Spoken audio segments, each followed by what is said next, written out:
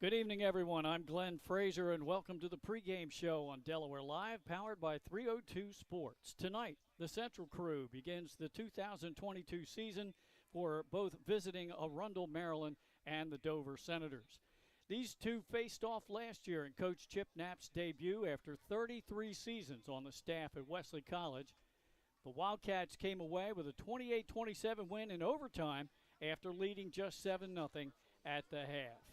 Let me bring in my broadcast partner for tonight's game, Pat Gariantes. Pat, Coach Knapp had a very successful season last year, advancing to the 3A semifinals, but he had to replace 8 starters on both sides of the ball. However, Dover does have some returning weapons, and they are studs, both of them. Absolutely, they are. It's going to be junior running back number 21, Jaquan Kilby, over 1,400 yards rushing last year. He was a District 2 3A All-State running back. Getting big-time offers, too, in college. Coach Knapp shared with us Old Dominion and Villanova, just two amongst the many that have given interest in Kilby. And then also it's sophomore wide receiver, number 1, John Parker. He's small in stature, only 5'9", 160, but boy, this kid's got great speed, great quickness, and great hands. We saw him make a couple game-breaking plays as a freshman last year out there on the outside. So if Dover is able to get him the ball in space, watch out. Those two are going to be spectacular all season long. I look forward to seeing what they do here in game one. Of course, one of the big losses for Dover was their starting quarterback, Jordan Moran. We'll have to see how Cosme steps in and makes things work tonight in Dover's debut. Arundel finished 8-4 last year under head coach Jack Walsh in his 5th season at their school. And ironically, they also went to the 3A playoffs in the state of Maryland, and they lost in the semifinal round. We're going to delve deeper into the Wildcat starters when we return on Delaware Live, powered by 302 Sports.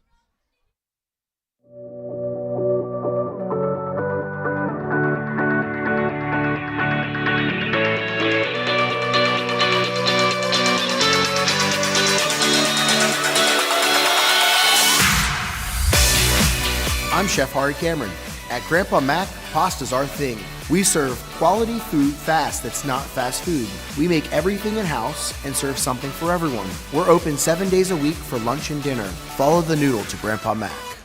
Welcome back to the pregame show here on Delaware Live. I'm Glenn Fraser. He's Pat Gariantes, Nick Halliday, and Jason Gashler. Logan Gashler.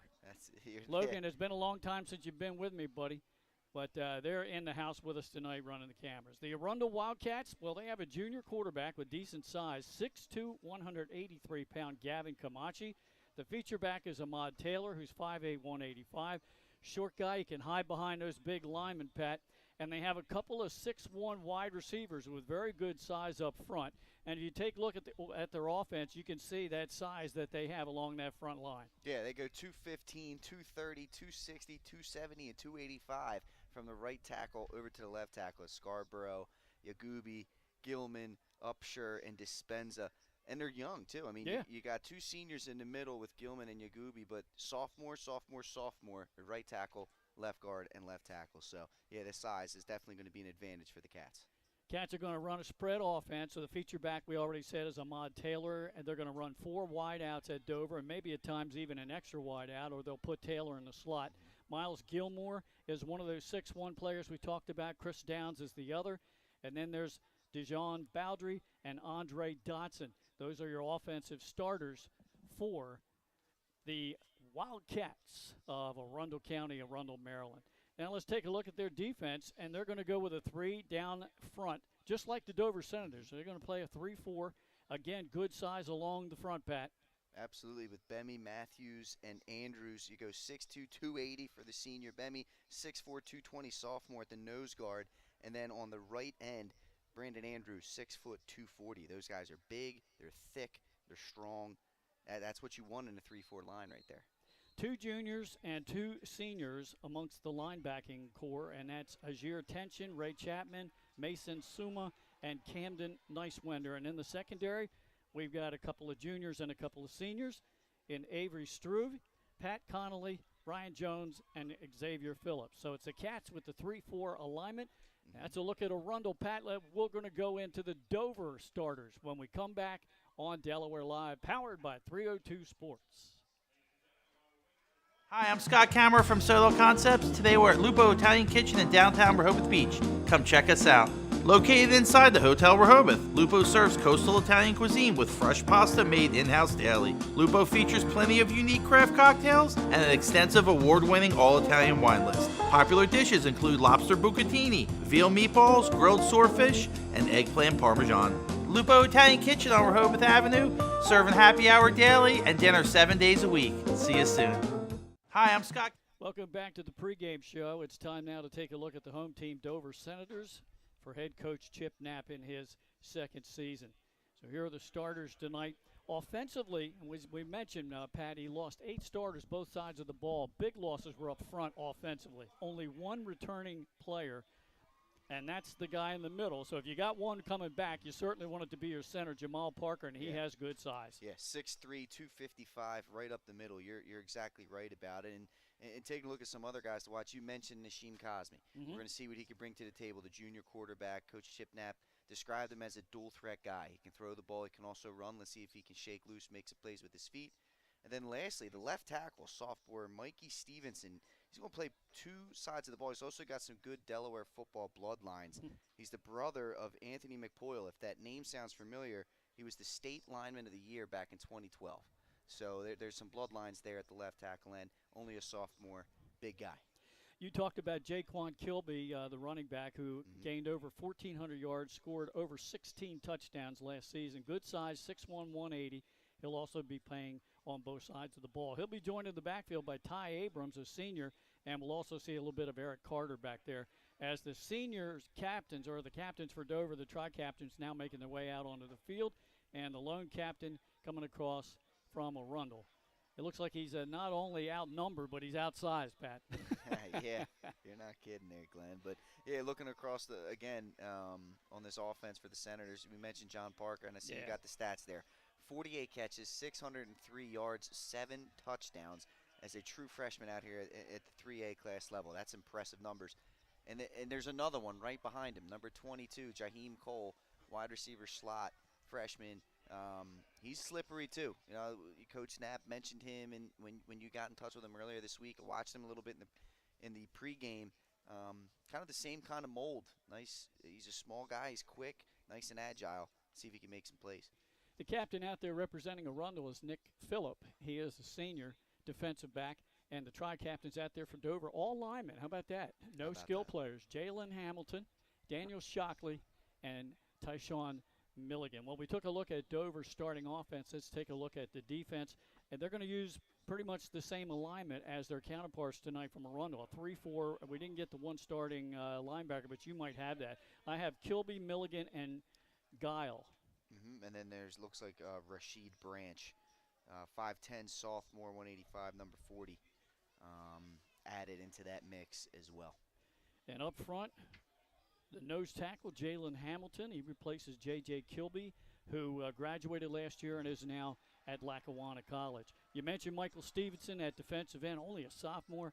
And then Jalen Powell, we'll have to keep an eye on him tonight because Coach did tell us that he was nursing a slight shoulder injury during camp. So we'll see if he comes out or not. Brandon Yoder, he's a studded kicker, and you're going to see it. He kicked the winning field goal that gave Dover that win in the quarterfinals up at St. George's last year in the playoffs. That was clutch, and it was late in the ball game. And also we are going to see several different players rotating in and out in the secondary.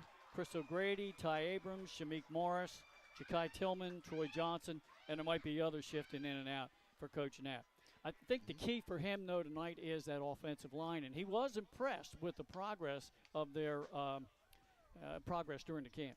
Without a doubt, and you know, when you have the challenge of having to replace as many starters as Dover has had to do, there may be the chance that there's a learning curve, especially early on in camp and early in the season.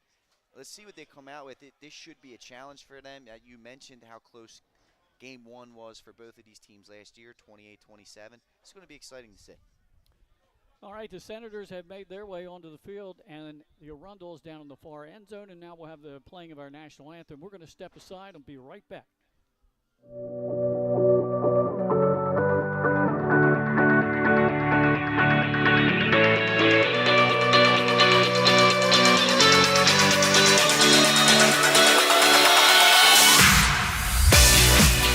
Chef Hari Cameron. At Grandpa Mac, pasta's our thing. We serve quality food fast that's not fast food.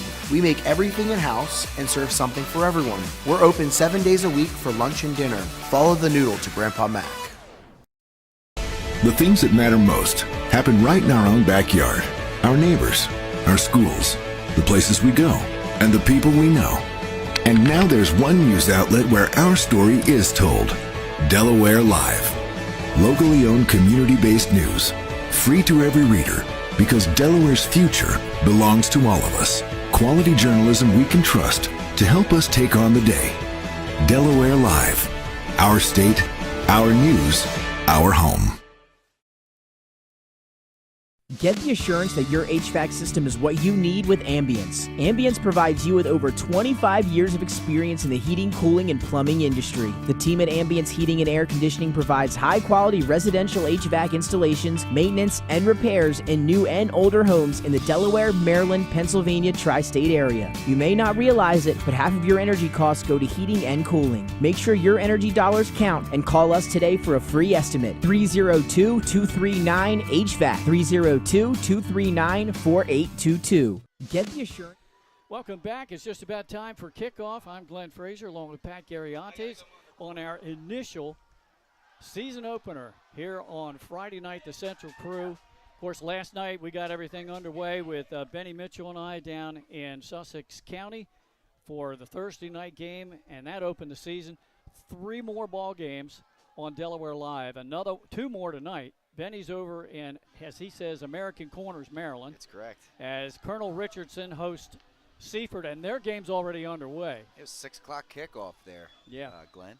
And then the Upstate Crew has the First State Orthopedics game of the week at Abyssinia, as it's DMA and Howard, a real good 2A matchup up there. Absolutely. You know, DMA is trying to create a special program up that way. They want to take on the best teams around the state of Delaware, and they get a good kickoff against Howard, who is historically a scrappy bunch.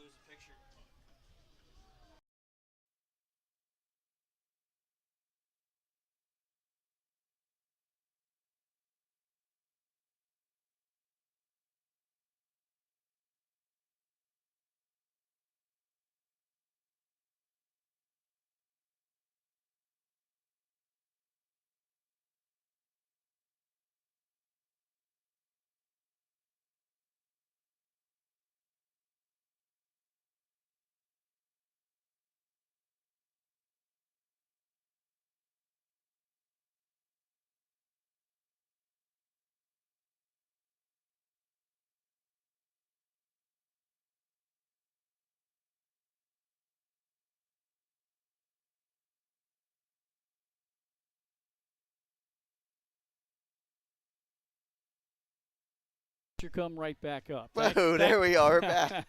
We're back. Yeah, thanks for staying with us. And welcome in to our fans, our new fans over at Arundel County, Maryland, for joining us for the live feed tonight. Glad to have you with us. I spoke to Ryan Woods, your athletic director, and Coach Waltz about a week ago, and I let him know. I said, hey, it's a free live stream. Just log on to YouTube. I gave him the link, and hopefully you're hooked up and watching the live stream. So Dover's going to receive the opening kickoff. Number 21 for Arundel will be kicking off. That's Nice-Wender. Camden Nice-Wender to boot it off. 3 backs back deep for Dover. Will the ball get that deep? We'll see. And we're just about ready to get underway. The debut for the Central Crew here on Delaware Live. It's a pooch kick to the right side of the field, taken and then fumbled. And I think Arundel came up with it. There's still a scramble. Oh, they had a good – Arundel had a great opportunity to fall on that, Glenn. Didn't quite see who ended up with it. Yeah, right at the 35-yard line. Dover's Dover lucky. got it back. Yeah, it looked like one of the special teamers got down there and dove on it, but it must have squirted out. That's a lucky break there for the Senators. I'll tell you what, Arundel, they executed it perfectly. I mean, you saw Kilby as well as Parker back deep. You're not letting either one of those young men beat you. So you do the old squib there. Dover, it just bounced right off the knee pad. Yeah. Now, like you said, Dover averted a huge turnover to start the game. So Dover at their own 36-yard line. I'm going to send the wide out to the top of your screen. And also one to the bottom. Keep an eye on the kid at the bottom, number 1 Parker. He wore number 9 last year as a freshman. This year changed numbers to number 1 as a sophomore. So what's going on here? Looks the officials. We got the tee. We got to get the kicking tee off the field. There we go. Good eyes right there, Glenn. Yeah. Without the binoculars too, Pat. That was impressive. That was impressive. All right. Quarterback Nasheem Cosme and the Senators ready to start. In the gun. Oh, and push back was 21. Kilby bounces away. Penalty flag is thrown as he's out near midfield, but we're probably going to bring this one back. I'll tell you what, Kilby, just great playmaking ability, good low center of gravity. Unfortunately, Glenn, that's going to be a holding penalty there on Dover. Kilby nearly turned something into nothing there, or nothing into something, I should say. It's going to come back. Okay, speaking of the first penalty, here is our officiating crew for the game tonight. The referee is Terry Handy. The umpire is Carl Phelps. The side judge is Rick Moore. The field judge is Al Tennell. Head linesman is Matt Parker. The line judge is Vito Ween, they call him. And up here in the press box operating the clock is Derek Hodges. Our thanks to those guys. Glad to see them out here for the start of the season and averting that little bit of a strike that they were going to go on in preseason. Yeah, it's an important part of this game, obviously, the officials. So, yeah, it's great to see them out there and, not having this season delayed. At this time, Pat, 2 receivers to the top of your screen as the Senators in their home blue jerseys and white pants operate first and long now after the penalty. Once again, trying to break a tackle is Kilby, but he can't quite do it. Looks like number 33 in there on the stop. That would be Brandon Matthews, right? Brandon Andrews. And I'll tell you what, Andrews did a great job of holding on for dear life. Kilby's not easy to bring down, but Andrews got a hold of his leg and held on, brought him down. Nice strength right there by number 30 in white. And I got to give credit to Arundel. As an Eagles fan, I've been asking for this color to come back. The Kelly Green is out there. Well, you would have been impressed with Sussex Tech last night because they used the old Eagle helmet, the great. Ravens. That's phenomenal. With the wings. Yeah. Second down at about 16 for Dover. Man in motion to the top of your screen. They're going to come back the other way. Jumping up and getting this Parker. Looking for a block. Up the sideline. If he didn't go out of bounds, he might be gone. He cuts it to the center of the field at the 10, the 5, and Dover scores on the third play from scrimmage. And that will go for 30 yards, out of 70 yards from the 30-yard line on the yards after catch. Parker. What a weapon. I mean, what a weapon, Glenn. You throw a wide receiver screen to him. Great job by the Dover right side of the offensive line, getting out into the second level of blocking. And with Parker's speed, good blocking by his other receivers as well, he took it the distance. Just a great job. Great job there by John Parker. That brings in Yoder to attempt the point after. One of the officials on there, I think, got dinged up a little bit. Got caught up in the mix. He's going to get looked at there. Hope everything's okay down there with him. Yep. I'll tell you what, you get blocked out when you have plays down on the near sideline by the players. It's so hard to tell if he stays in bounds. Mm-hmm. And what a great job to keep his balance and not get knocked out. And a good job of lead blocking.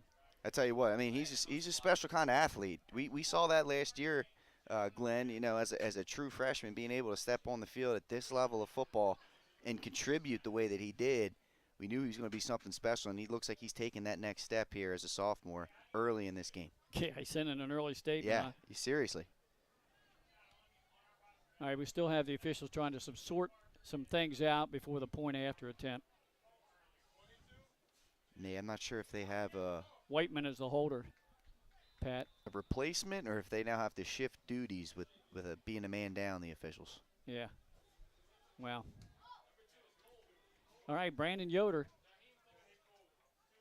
gets the kick up. Distance is good. Oh, it bounced off the right upright, and it's no good. We're going to step aside. Dover scores early. It's the Senators 6, the Wildcats nothing. Back after this on Delaware Live, powered by 302 Sports.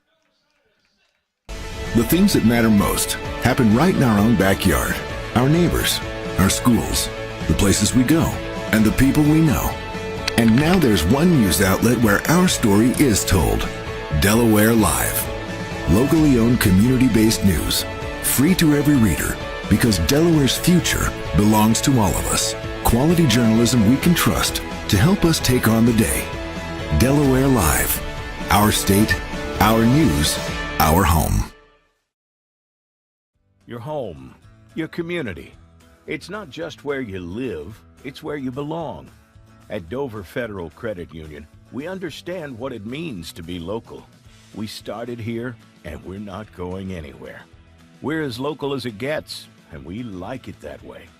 We're not just a financial institution. We are the local credit union that you can trust. Local people, local decisions. Dover Federal Credit Union.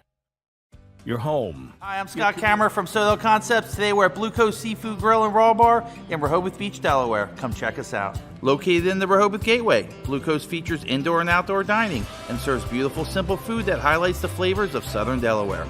With chef-inspired daily specials, an award-winning wine list, and an extensive list of craft cocktails and local beer, Blue Coast is the perfect spot for a night out. Blue Coast Seafood Grill in Rehoboth Beach, Delaware, open 7 days a week year-round for lunch and dinner. See you soon.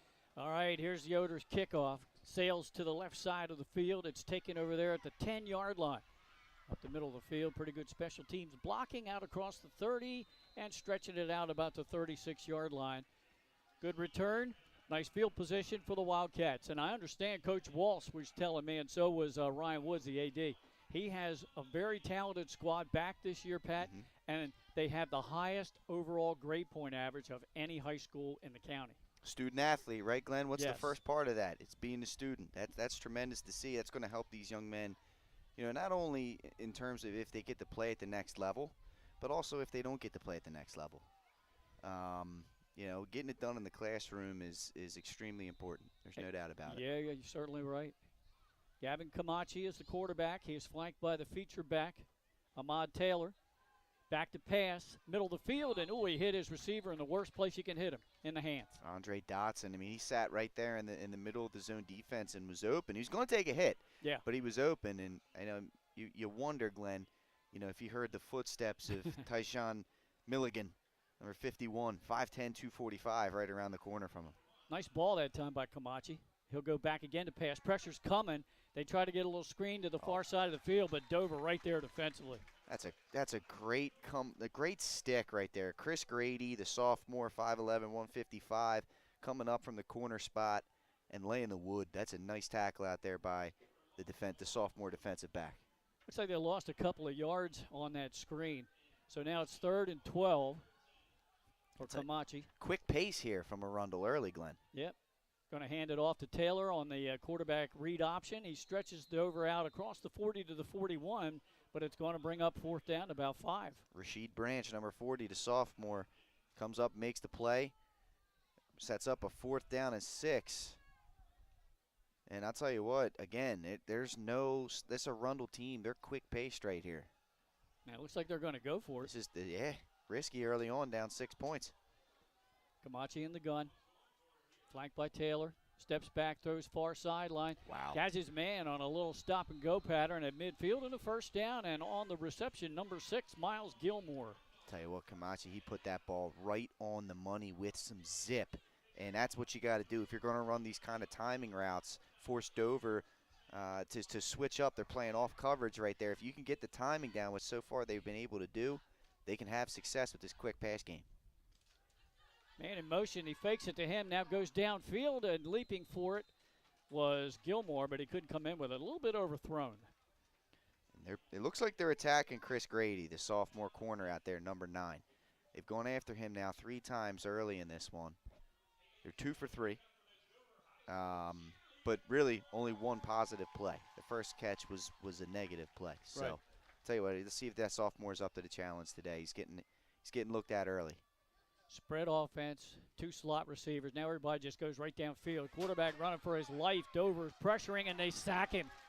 And he goes down hard inside the 45-yard line. It's Jaquan Kilby, Glenn, getting it done on both sides, right? Runs the football, and he comes up there with a great pass rush. An official loss of a play of about 7. So 3rd down and 17 for Arundel. Now back in their territory at the 43-yard line, and now we have an official timeout. Dover wants to talk things over defensively. Yeah, And you know what? Again, the pace is quick here. You talked about how he's got to replace, 8 defensive starters. Yeah. Coach Knapp, it's just a smart timeout early in the game. It's 3rd and 17. Let's get off the field here, fellas. Let's catch our breath a little bit. Here's what we've seen so far. And you get a chance to just kind of talk it over since you're not able to really huddle or discuss things in between plays because of how quickly paced Arundel is. That's not a bad timeout there. We have 8:24 to go in this opening quarter here at Dover High School. Temperature in the mid-70s. Great night for football. Nice little breeze. There's just a slight little bit of brisk in the air right now, Glenn. It gets you ready to go for football. Only thing missing is the smell of a bonfire, and I'd be running down there putting the eye black on. Let me tell you, when you guys walked in, did you smell the grill from the concession stand? Oh, I did, my friend. Yeah. Don't think for a second at halftime I'm not going to debate going over there. That didn't get past you. My color analyst, he don't miss a beat. Trips to the near side for Arundel on 3rd and long. Camachi, 2-step drop, throws it in the flat. Coming up with a reception, but 3 defenders right there. Nobody to block for him, and that's going to go down for another loss. It's 4th and long. And as the senior, number 2, Tyron Abrams, 5'6", 155, he just played it beautifully. He wasn't going to let anything behind him.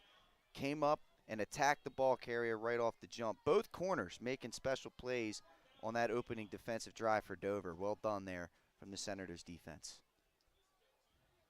Can't go for this one, Glenn. I know they went for the first 4th down, but it's a little bit of, you don't have many plays for 4th and 22. Jaheim Cole, a wide receiver, is back deep. It was a low snap, and it's a low boot, and they're just going to stay away from it. And it's going to go out of bounds inside the Dover 15. They're going to mark it at about the 12-yard line, and that's where Dover will operate. And really, it's been one big play so far in the game. It is, and that could be Dover's thing this year. I mean, Parker on the outside. You just mentioned the young man back there returning punts, number 22, Jaheim Cole. He, like we talked about in the pregame, Coach Chip Knapp says he's going to be a difference maker too. He's only a freshman, but very clearly, if he trusts him to be the varsity punt returner, he's got to have some kind of explosiveness.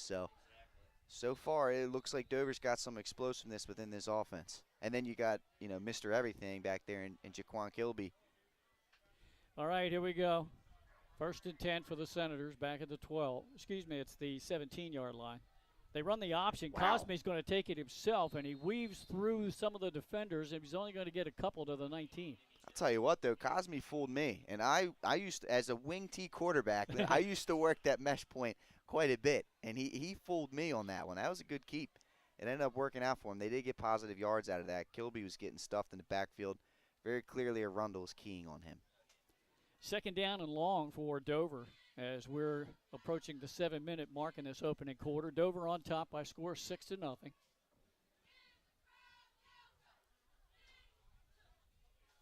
Wide out to the top of your screen.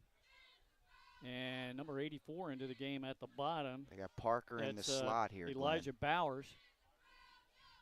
Coming in motion. Parker in motion. Gets the football on the wide receiver sweep. Breaks a hole. Skips through 2 defenders. A spin move. And he's finally knocked down over the 35 and out to the 36 for a 1st down. I love that from Coach Chip Knapp, right? You line them up on the outside. You throw them the screen. Let them make a play. You put them in the slot. You let them come in motion. Get your weapons to football, Glenn. I mean, it's a simple game when you have these kind of weapons.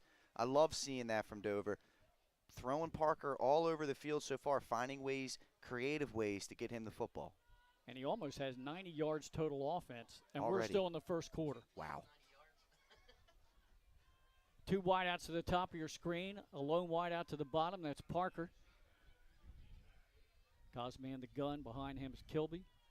Or he fakes it, takes it himself, takes a hard hit, and he keeps on ticking like the ever-ready bunny. Tell you what, Xavier Phillips came up there to fill the hole, and I'll tell you what, Cosme lowered the boom. I love seeing that from the quarterback. Love seeing that. Run through the defenders for positive yards. 5 yards on 1st down, not bad. Not too shabby at 2nd and 5 for Dover. Cosme gets a play from the bench.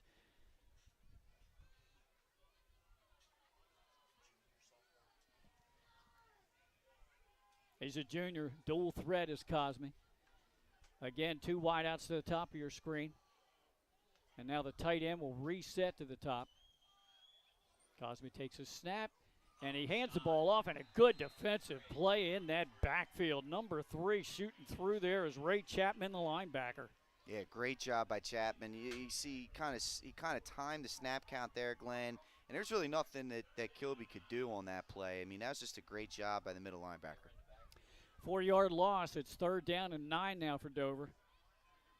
And again, when you get in situations like this, who you looking for? You're looking for your playmakers, right? You're looking for Mr. Parker out here on the near sideline. Maybe a screen play to Kilby. That would be 2 things I'd keep an eye on here. Well, the safety's playing about 10 yards off of Parker, respecting his speed. Cosby's back to pass. He has room. Now he's going to tuck it, and he's going to be sacked. Back at the 35-yard line, and getting in there again is Chapman. Well, and there's a guy, that, again, I mean, he's a junior, right? But Cosby, not a whole lot of game experience yet. That's one where maybe you let your player make a play. Throw that ball in his near. Clearly, Coach Knapp wanted to run a fade route here. He just ran 2 verts on the sidelines. Throw that one up to Parker, but if you miss, Glenn, you want to miss to the sideline side of the receiver. So if it goes incomplete, it's just out of bounds. Right. Don't miss towards the middle. He had a clear path to throw the football, just got a little too hesitant and decided to run with it and took the sack. Yoder is back to punt, and now there's a timeout called by Arundel. They're going to use their first timeout of the ball game. I guess they didn't like what they saw. We're going to keep it right here. This is a very fast-paced game so far. Let's hope it continues to be that way. Last night, Benny and I did the Sussex Tech Laurel game. I think we played the first half in about 40 minutes real time. Yeah. Second half took forever. I think it was an hour and 20 minutes for the second half. It can get that way. It ended up being a 3-hour game. Yeah. That's for a high school football game. That's quite a bit of time, Glenn. That's quite a bit of time. And it's something you don't usually find in an opening game of the season, Pat. And then there were very few penalties in the first half. There were a ton of penalties in the second half. Usually see a lot of mistakes first game of the year in the first half. All right, once again, we're ready to go after the Arundel timeout. Back deep for Arundel is T.J. Mordecai. There's Yoder. Oh, Snap boy. pressure's coming. He just got it off, and he got hit, but no penalty flag. Wow. I am very surprised by that. Held it back. That referee was right there watching the whole thing. Yoder's looking at him like, really? Yeah. I'll tell you what. First of all, impressiveness there from Yoder just to get the punt away. I mean, he had 3 guys, barreling in on him. Yeah, he took the hit. Whistle silent there, and Arundel's got pretty good field position here at about the 44 or 43-yard line. Yeah, great position. Because he couldn't get much foot on that ball because of the pressure. Almost looked like me punting in the promo. Yeah. Tell you what, Glenn, Nick was exactly accurate when he says, what a leg. That was a heck of a punt. Hey, look, I saw the 3 men coming like that, and I said, get rid of it. One step. Good stop by Dover on the edge. After maybe a yard pickup. Milligan, as well as I believe that was Jordan Gill. Both of those young men coming up making plays. So far, Dover's defense has been up to the challenge here against this Arundel offense. 2nd down and 9. Great job setting the edge, Glenn. Yes. Camachi in the gun. Hands it off to Ahmad Taylor, the feature back. He's trying to get around the far side. Can't do it. He does dive across the 45, and he'll get a couple of yards out to the 47. 3rd and long. That's Rasheed Branch out there, and he came up. He just made a good play. I mean, again, this defense has done a really good job of not allowing Arundel to get outside on these run plays. They're stuffing the run, which has been big early in this game. Another 3rd and long. And it's very impressive because they had to replace 8 starters on defense. Yeah. They give it on the wide-out sweep, and he alertly cut it right up the middle of the field because he didn't have the edge. But the ball carrier is going to be shy of midfield. It's going to bring up 4th down. Yeah, you said it again. They didn't have the edge. That was Troy Johnson, the senior, 5'10", 190, number 23, just coming up and making the running back cut up the middle of the field. Why do they teach that? Well, the rest of the defense is in the middle of the field. Let the guy go in towards your help.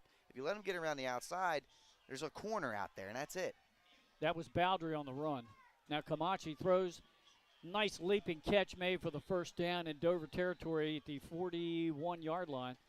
And we've seen him catch the ball 3 times already. That's Miles Gilmore. Yeah, I was going to say, Glenn, so far that's been the one thing that's been successful is getting Gilmore out there. Him and Camachi have really good timing on these hitch routes. They've been able to pick on the secondary so far with that. And they're going a quick count here. Good running play, a little counter trap right up the middle, and Ahmad Taylor gets 9 yards.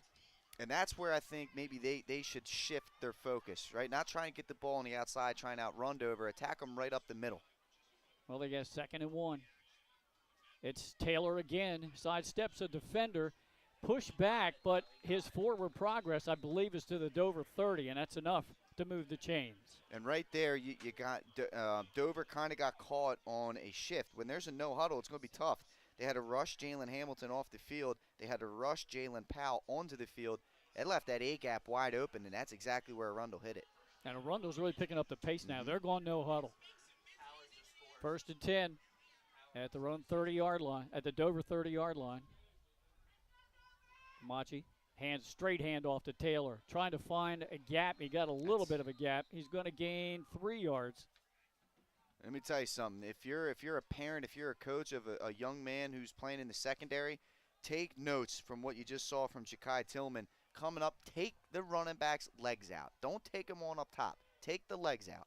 Taylor again. Oh, he started right, tried to cut back and lost his footing. And he'll lose about a yard. Yeah, it looked like the plant foot kind of gave out on him there, Glenn. Luckily, he's getting up. There's no limp. I was a little bit worried. Whenever you see that on turf, I always worry about ligaments on those cuts like that. Luckily, it looked like the foot just kind of gave out there. Yeah, he's going to go off the field. So replacing him is Mordecai, who was back to return that punt. And he flanks Camachi to his right. Camachi back to pass, unloads, and it's broken up and incomplete. A little bit too high. Looked like a deep cover 2 right there for Dover. And I'm telling you, Camachi missed it high. He's lucky the safety on that play, Tyrant Abrams, wasn't a little bit closer to the boundary. That could have been a pick. Now this time they don't go without the huddle. They wait to get the signal in from the sidelines for the play. And now the side judge is coming to the center of the field. Oh, they had to replace a football. And now we'll reset. When we get a chance, we want to give you a score update. I think our producer, Nick Halliday, mentioned something about the Howard DMA game. We did. We'll get that to you. Camachi goes sideline. The defender fell down. A leaping catch is made once again by Gilmore. It's just a good route, Glenn. Gilmore's running out there full speed, and he's quick breaking it down, and Camachi's just throwing the ball at the exact perfect time. And like I said, they're kind of picking on the young quarter out there, Chris Grady. He may have to come up, maybe press a little bit here. At the 15 of Dover, a little swing pass out in the flat to Mordecai. Oh, boy, all kinds of Dover defenders. Penalty flag comes flying from the secondary, and he finally goes down for a loss. But let's check the flag. Great pursuit there by Dover. This may be a block in the back, Glenn, on the DN there. Well, what's the update that we had on the score from our game of the week up at Abyssinia? Howard taking the early lead over DMA. I'm not quite sure. Did we get the extra point? We did. 2-point conversion. Good. 8-0 Howard early in that game. Let me tell you, I watched them scrimmage Smyrna, the 3A semifinalists last year, this season and preseason scrimmage. And they played with Smyrna most of the scrimmage. Seaford got a score update there, too, as well, Glenn. 20-0 over Colonel Richardson right now. And that doesn't surprise Benny and I. We heard Seaford is loaded with speed.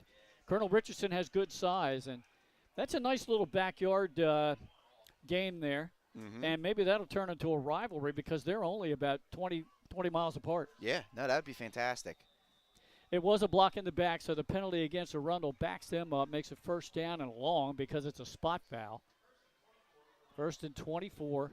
Okay, so we got an I formation. Glenn, we're back at 98. Yeah, tight formation. Now we got a receiver on both sides. Give right up the middle to a power back, and he's only get inside the Dover 30 to the 29. And that's the end of the first quarter of play here from Dover High School. It's Dover 6, Arundel nothing. We'll be back after this on Delaware Live, powered by 302 Sports.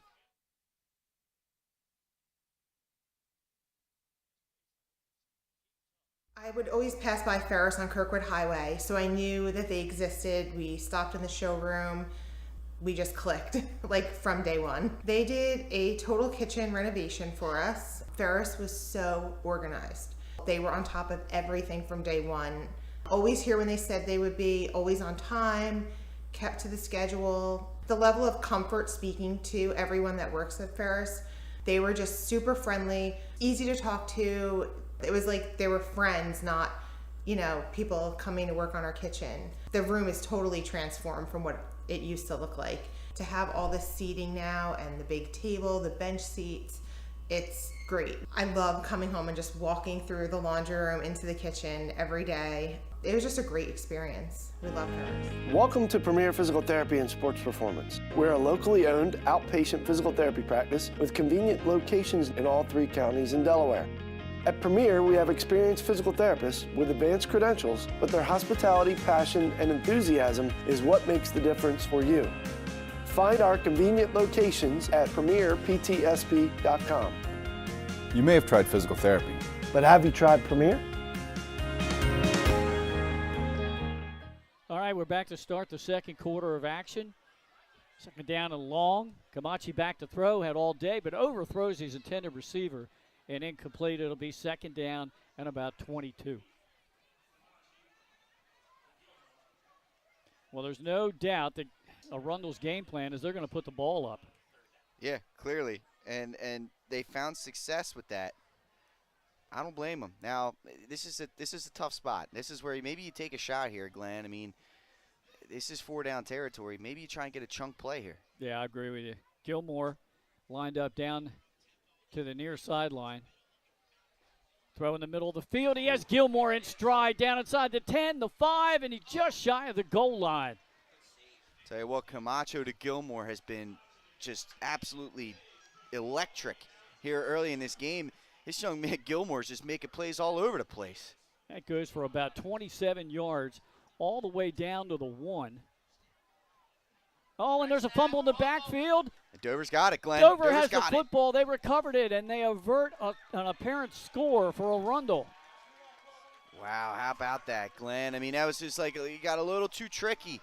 It was working for you the whole way down the field. You decide to go with like an earthquake formation, direct snap to a running back, and he can't quite hold on to it. That fumble was recovered there. I believe that was Grady coming off the edge, if I'm not mistaken. Wow, that is a huge turnover. Wow. Now, here's the official. There's something against Dover. So was that before the snap? Legal substitution that would give the ball back to Arundel, give them another opportunity to score here. And it will tie the all-time record for the shortest penalty ever, 6 inches. Yeah. Yeah, half the distance to the goal from the 1. Disaster averted there for Arundel, Glenn. A foot and a half. Yeah, it was. Yeah, Dover almost had a huge turnover and a momentum changer, but instead Arundel's going to get another shot at this. They're going to do with the direct snap again. And now we got a whistle before the snap. I don't think the referee was the ready. Clock not started? That could have been too. Not quite sure. We haven't seen a motion, Glenn. I'm not sure what happened here. This is bizarre turn of events here in the last 3 plays or so. We got a coach on the field. We got a play stopped, but no penalty marker. And okay. I think we're ready to go now. And they have some big boys in there now, Arundel does, for lead blocking. Direct snap to number 4, Ahmad Taylor, and he squeaks in there for the touchdown that ties the game at 6. It's 11 on 10 there, Glenn. You saw Dover rushing a player onto the field towards the end there, and, Arundel took advantage of it. Nice drive, nice answer by this Arundel Wildcat team after falling behind in this game, coming back, tying it up. Now the all-important point after to try to give Arundel the lead. Kicker is number 21, Camden Nicewender. Ready for the snap. It's down. Placement. Kick on the way. It's blocked. No, it gets through there, and it's good. I thought he got a hand in there and blocked that one. But Arundel has surged ahead now. Timeout on the field, 11:18 to go. First half, it's Arundel 7, Dover 6 on Delaware Live, powered by 302 Sports.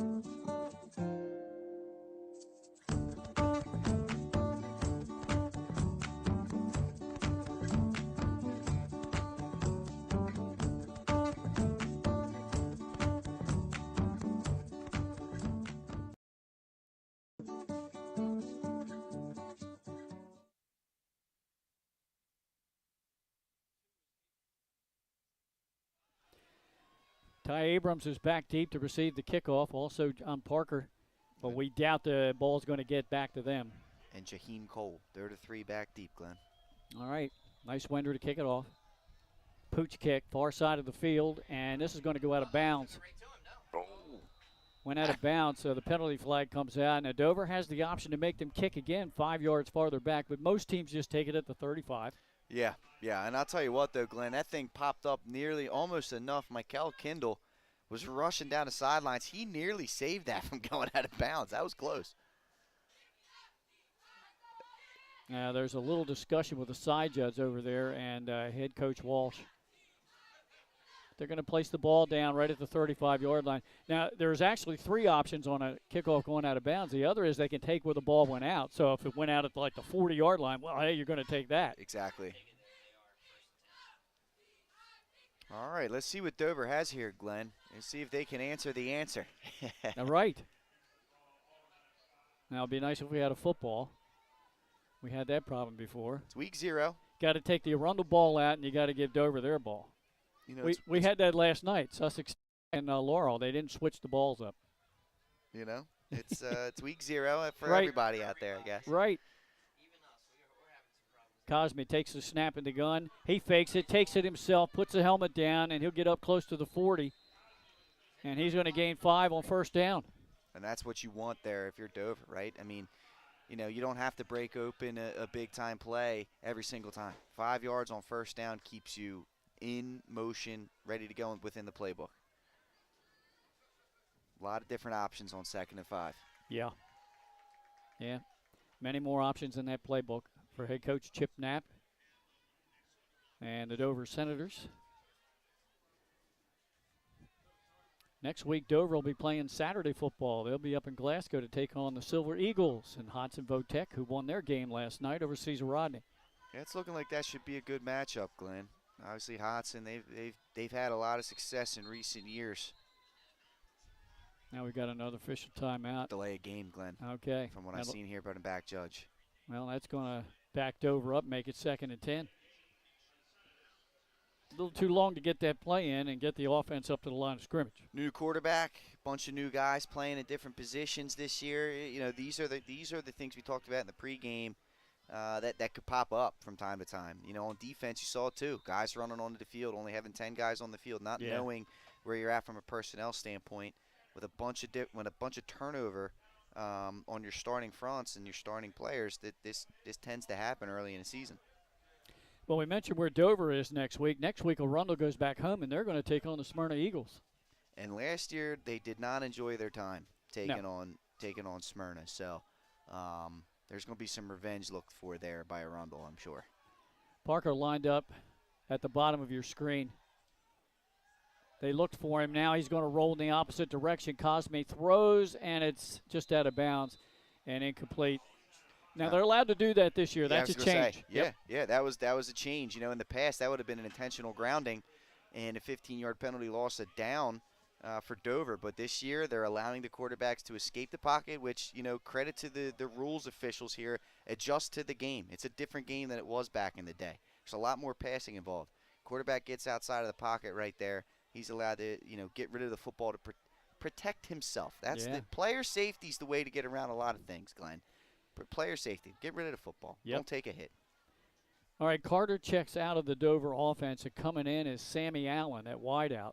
So they're going to go with a spread look here with trips to the near side, but before the snap, we have another official timeout. Looks like they're gonna force Parker off the field. I don't know, maybe there's some kind of uniform violation, I'm sure, going on there. I'm not sure what it could be. Knee pads. Big loss for Dover on 3rd and 10. That's a big one. The knee pads below the knees, you know, that's been going on for years. All right, Cosme in the gun. Takes a snap. He's got pressure coming from blindside. He steps up away from it, but is going to be snowed under right at the line of scrimmage for no gain. It'll be 4th and 10. That's coverage, Zach. Good coverage there by Arundel. And, you know, good pocket awareness there by the young quarterback, Cosme. He just couldn't escape all those guys as he stepped up into the pocket. But from a technique standpoint, he did everything that you're taught as a quarterback. Step up into the pocket, keep your eyes downfield. All right, Yoder back to punt. Now, last time he went to punt formation, Pat, he had 3 defenders right in his face. Yeah, and he took a shot. He did. Mordecai again back deep, standing at his own 35-yard line. We got a kind of a cross breeze here tonight from the Arundel side over to the Dover side. There's the snap. Pressure coming again. He got it off. It's going to be high. Good hang time. Takes a big Dover bounce. Huge inside bounce. the 30, inside the 25, and down to the 19-yard line. Wow. Well, that was a big bounce. That was about 20 yards after the bounce. It's a great bounce. And I'll tell you what, Yoder, he's holding on for dear life back there. Yet again, he had pressure right up the middle coming at him. And you could tell that, like, it's affecting his punt. He's not punting it downfield. He's punting it up in the air. Lucky for him on that time. What a bounce. What a fortuitous bounce that's for Dover. One of the reasons why I think he's one of the best special teamers in the state, kicking and punting. Although he did hit the upright on the opening point after attempt, but he's made some big kicks. And he's good football IQ, getting that ball off without getting it blocked. Quick slant in pattern, that's incomplete. And this is where they've had success, Glenn. This Arundel offense. These quick hitting patterns. That one a little bit off, a little bit timing, not quite there between Bowdry and Camachi. But yeah, I like what Arundel's doing. That they seem to have found their niche here. It's the quick passing game. Trying to exploit a Dover defense that lost 8 starters from last year. Blitz coming off the strong side. Throw into the flat to set up a little screen. And getting up and first down yardage across the 30. That's Gilmore again. Yeah, he's been fantastic. I mean, he's just making plays all over the field. And you're right. Again, that was a good job by Camachi stepping up. Felt the pressure coming, stepped up in the pocket, found a safety valve. Picked up 11 yards and a first down out to their own 30-yard line. 8:40 to go first half. And Dover jumped. That'll be a 5-yard penalty. Our score, Arundel up 7-6. Dover missed their point after attempt after the first touchdown of the ball game. After it hit the upright. A lot of switching going on up front for this Dover line, trying to keep these guys fresh up front. This time, handoff up the middle to Ahmad Taylor. The shifty little guy picks up a couple of yards. It's going to be third down, about 3. Milligan coming up from the middle second linebacker down. position. I'm sorry, Pat. Second down after the penalty. That's a great job there by Milligan. And he's been good so far, Glenn, in the middle of this defense. He's come up and made a few tackles like that at the line of scrimmage. 2 receivers to the top of your screen, alone to the bottom. Camachi hands off to Taylor, puts the helmet down, and he's going to be swarmed under, maybe gained a yard. Tell you what, Camachi, not only did he hand the ball, if he went to lead block right there. He threw his head into it. Well, all they did that time was with the wideouts, they spread Dover's defense out so they could have they could have more success with the running play. It didn't work. Now they bring in the beef. This is like Smyrna's earthquake lineup. Yep. Well, they played them last year, and it worked. They just got enough out of the Wildcat to get the first down. Yeah, great job. Dover close to the stop there, but just a nice effort by Ahmad Taylor. I'll tell you what, he's a strong. He's a small, compact running back, 5'8", 185, and you can tell he's just all muscle. A lot of leg drive coming from him. Arundel moves the chains. Ball at their own 41-yard line. This is a team that went to their classification semifinal game last year in the playoffs, losing to Dundalk. There's a throw, and they're off and almost picked off. And that's one of those ones that he would like to have back. It was another timing route. This ball was thrown behind, and I'll tell you what, Troy Johnson, he had no one in front of him. If he's able to hold on to that one, he's at least returning that ball inside the 20-yard line, if not all the way for the touchdown. But you got to go next play here, Glenn. You got to let that go and go to the next play. Obviously another timing pattern between quarterback Camachi and Gilmore, and that time they weren't on the same page. There it is. That's everyone but the center on that false start, Glenn. So that'll make it second and 15. Second down and 15. Yep. Yeah, and again, Dover right now they got to try and hold this Arundel team right now. The momentum seems to have shifted ever so slightly towards Arundel. This could be a big opportunity for a stop for the Senator defense. Ooh. And that one, I mean, Glenn, that one was, they found the dead spot for sure, and another, drop there in the middle of the field. I'll tell you what, though, Rasheed Branch was able to get out there. I don't know if he got a hand on it, but he definitely affected the vision of the receiver. Couldn't quite catch that one. Here's an interesting stat for you. 6:58 to go in the half. Arundel has run off 26 offensive plays to 9 for Dover. Wow. Hey, ball control is important, Glenn, in a game like this, especially in the second half. Third down and long. Kamachi back to pass. Throws it near sideline. Jump ball, and it's incomplete. He was looking for his number one man, Miles Gilmore, again. Well, you see that they've made the change. They put Troy Johnson on him and made the adjustment, put the senior defensive back out there one-on-one with the receiver, and it's paid dividends. Nearly had a pick on a timing route, and that one, he did a very good job contesting the catch and knocked that one away. Shaheem Cole was back deep to receive this punt. This will be the first punt of the game for Arundel. Waiting snap, and it's a fake. It's a pass. Far flat. He's wide open, and he's going to get the first down. Midfield, 45, and down to the Senator 42-yard line. What a play. Pull that one out of the playbook, will you? That was great. And, I forgot about him, too, because what it looked like there is they ran Miles Gilmore off the field as if he was coming off. It wasn't a part of the punt team, but he never went to the sideline. Yeah. He just stopped right on the hash mark there, and no one ever went and guarded him. Heads up. That's heads-up football. And you know what, Glenn? I don't think that was a fake punt. I think they ran the punt team out there, and that's usually like a fire call, like, hey, no one's guarding him. Throw him the football if that's the case. Running play right up the middle, gains nothing. It'll be second down and 10. I didn't see who threw that pass. It was the punter. Yeah. I couldn't pick up his number. I thought it was 20-something. Yeah, I'm not sure. We'll have to check it next time they come out. Thought it might have been 25, Kindle, but I'm not 100% sure. We'll have to check next punt, Glenn, if they get to do it again. So Arundel keeping the ball, and they give it to Ahmad Taylor. Taylor gets inside the Dover 40 to the 39. It's going to bring up third down and long. And again, another opportunity here for Dover to try and get off the field here. That one definitely is a killer.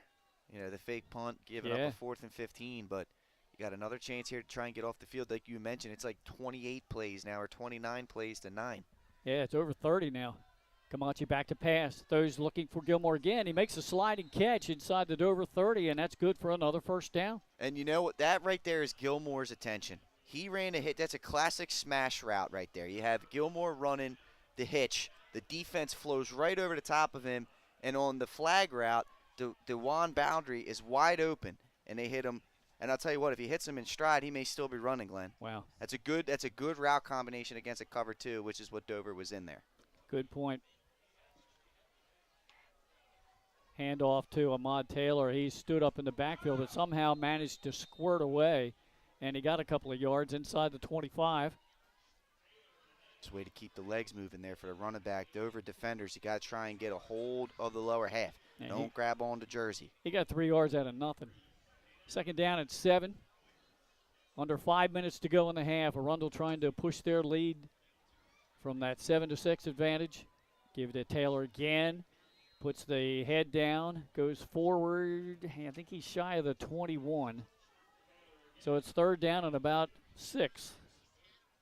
It's third and manageable. And again, and now they're in 4-down territory for sure, barring, major penalty yardage or a major sack. Camachi calling signals. Takes a snap in the gun. And he faked the ball to Taylor. He threw a quick pass over the middle, and it was dropped incomplete. That was intended for Boundary. Yeah, Boundary, he had the nice catch on the smash route there, but other than that, he's had some trouble going across the middle. If they can clean that up, this offense could really be dangerous. Dover's lucky right now. There's some miscues going on. Fourth down and a long 5. Almost 6. Big play here in this first half. Camachi back to pass. Looks down the far sideline. He throws it down there, and it is caught. What a catch at the 2-yard line. Caught by Dotson. Yeah, what an effort there by Andre Dotson. He just went up and high-pointed that football. He wanted it more, Glenn. He just wanted it more. It was a great throw, and it wasn't bad coverage, but you got to go up and make a play. Got to go up and make a play. And that was on 4th down. What a huge play. So Arundel has 4th and short here, just outside the 2-yard line. I tell you, that's the 3rd 4th down conversion for Arundel here in the first half. Again, they bring in this Wildcat. Direct snap to Ahmad Taylor. He goes straight ahead. He's trying to stretch it in, and he's stopped short. Good job there by the Dover front, but they're going to have to do it 3 more times, I'm more than certain. Yeah. The only thing Dover can hope for here is a penalty on Arundel or a turnover, which they had last time it was 1st and goal. Waved off by a penalty, and there's a fumble. Scoop. You got to fall on it. Yep. Just fall on it. Yep. There you go. So Dover averts it again. Another scoring opportunity. Wow. This time, no penalty. The score holds at 7-6 with 3:19 to go in the half. Second time they're down on the goal line. Arundel avoided it the first time. They got lucky because of a penalty. That time they're not so lucky. And now the momentum kind of shifts back to Dover, Glenn. Again, we're in week 0. This first game for both teams. You're seeing a little bit of sloppiness on both sides, but so far, I mean, you can see the talent level on both sides of the football here from these teams. No, for sure. I wondered last year, okay, why is Dover playing Arundel? And I'll give you the connection here in a moment. Yeah, this is a good story. It has to do with Wesley College.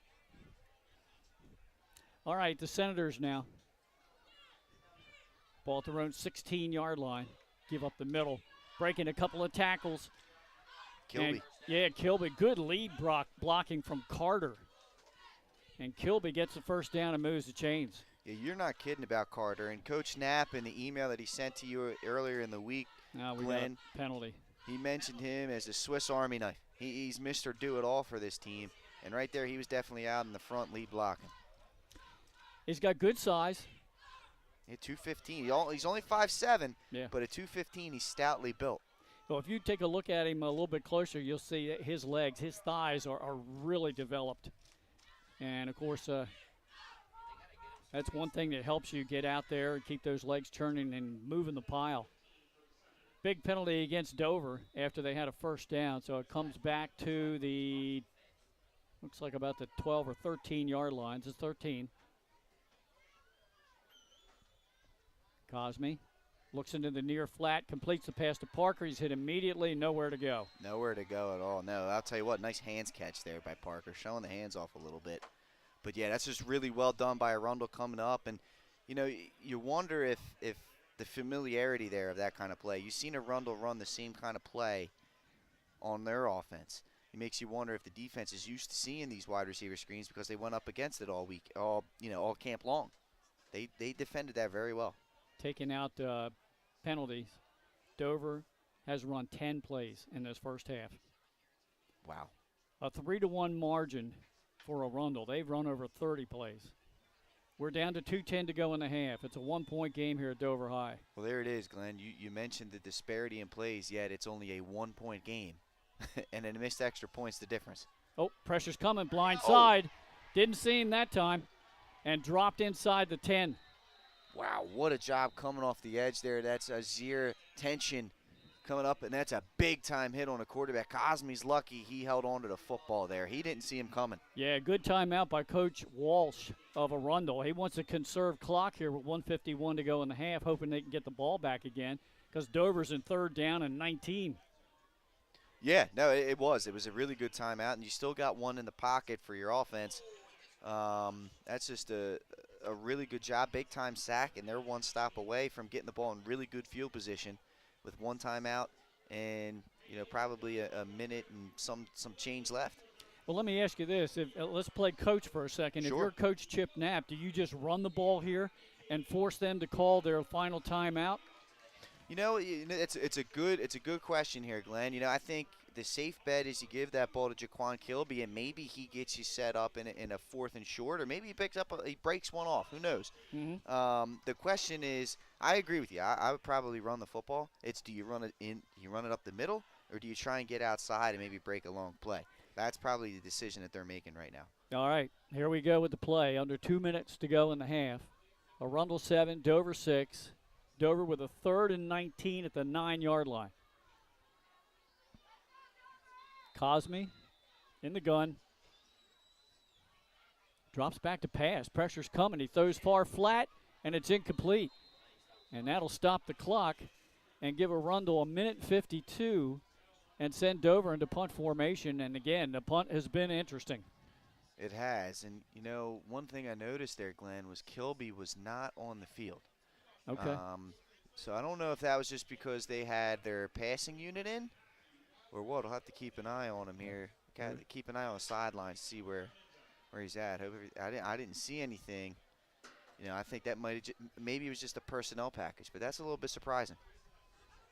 All right, from his own end zone, he goes down, take a low snap. This time he has time to boom the punt, and Yoder does just that. At the 44-yard line of Dover is Mordecai.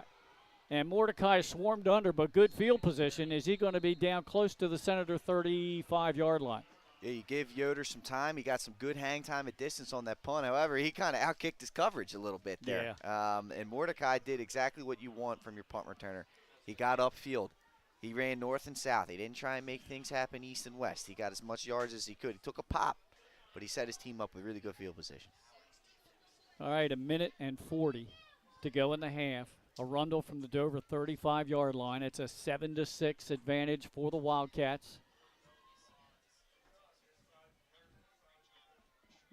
They were down at the Dover 1 just moments ago and had a fumble on the Wildcat. Man in motion, and there's a snap past the quarterback, and alertly they fall. No, they lost the ball. The Hog Molly's looking to fall on it, Glenn. Who's got it? We're waiting for the signal. The Dover Senators have it. This flips field, too, Glenn. Oh, yeah. And now with 1:31 left, Pat, Dover has 2 timeouts left, and they're in business at the Arundel 42. That is the third botched snap there from Arundel. They're shooting themselves in their own foot. Wow. Other than that, they've pretty much controlled the clock. They've controlled possession of the game. We got an update for you. It's halftime in our First State Orthopedics game of the week up at Abyssinia Stadium in Wilmington. Howard leads DMA by a score of 8-0. Colonel Richardson on the board as well, Glenn. It's now 20-8 in the third quarter. Seaford and Colonel Richardson. All right, let's keep an eye and see if he's in there. I do see him. All right. That's a good sign for Dover. Cosme takes the direct snap. He fakes one defender. He breaks a tackle. Cosme's in the open. Cosme's down inside the 10, and he scores. Wow, what a momentum shift, Glenn. What a shift. And right there, all the attention going to Kilby, Glenn, on the dive. Cosme pulls it, and the whole defense was cycling towards the all-state running back, and Cosme had a wide-open lane, used his speed for a score. Great blocking in the interior line, but, Pat, what do we call that? Sudden change. Sudden change. Right after the turnover, it's not a big pass. It's a very, very finesse and interesting call, and a great job by Cosme to fake a couple of defenders in the backfield, and Dover has the lead. They'll go for the extra point, not for 2. And, Glenn, I mean, you talked about the domination in terms of plays, right? Right. You're trying to wear that Dover defense down. Arundel 30-plus plays in this game, and I made the statement earlier. I'm like, yet they're only up 1. High snap, and that's the kick is up, and it's good by Brandon Yoder. Go ahead and finish your point, Pat. But, yeah, I mean, you're out here. You think you're dominating a football game. You look up at the scoreboard, and one play can change things because you're only up by 1 point. That one play came to hurt them. Right around midfield, they snap it over the head. Dover's got the ball in scoring range, and I don't think Arundel recovered from it on that first play there. No. And it's heads up there by Dover. And I'll tell you what, if they go in at halftime with the lead, they got to be feeling good considering they only had 12, 13 offensive plays. Fortuitous bounce of the ball here in the first half of the Dover Senators. The one happened right down at the goal line where they recovered and kept Arundel from getting into the end zone. They couldn't do anything offensively, had to turn the ball over.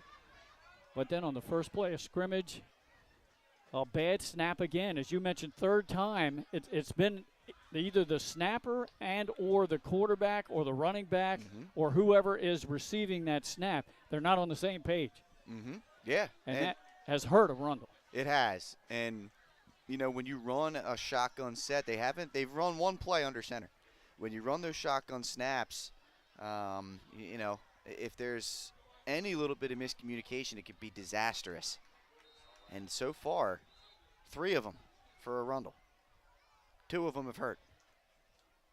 All right, Yoder to kick it off. Not too much height on it, but it backs the return man all the way up to the 2-yard line. Breaks the tackle at the 20. That's Mordecai, and he goes down at the 30-yard line. Tell you what, Mordecai did a good job there. Nice return. That ball was going to go in the end zone for a touchback. He took the risk. I'm going to return it, and it worked out. He ended up gaining his team 5 yards of field position there. Unbelievable that the number of plays, I'll count them up at half, but it's at least about 34-11 in favor of Arundel. Dover scoring via the big play. 70-yard screen pass to Parker from Cosme, a 40-yard touchdown run there by Cosme. Camachi back to pass, looks far side, and a low pass, and it's broken up, but we have a flag down there. Yeah, they're going to, and you know what? It's not bad coverage. It's really not bad coverage, but he was holding. He was grabbing onto him, and he was all over his back. If you're able there to not make contact with him, and then as the ball's coming in, put your arm out, make the play, you're fine. But a little too much contact coming from the defender on that play. Good call, Pat. So that's going to move the chains for Arundel. Spot foul. It's going to put the ball in Dover territory, it looks like. And Grady, that's at number 9 out there, Grady, the sophomore.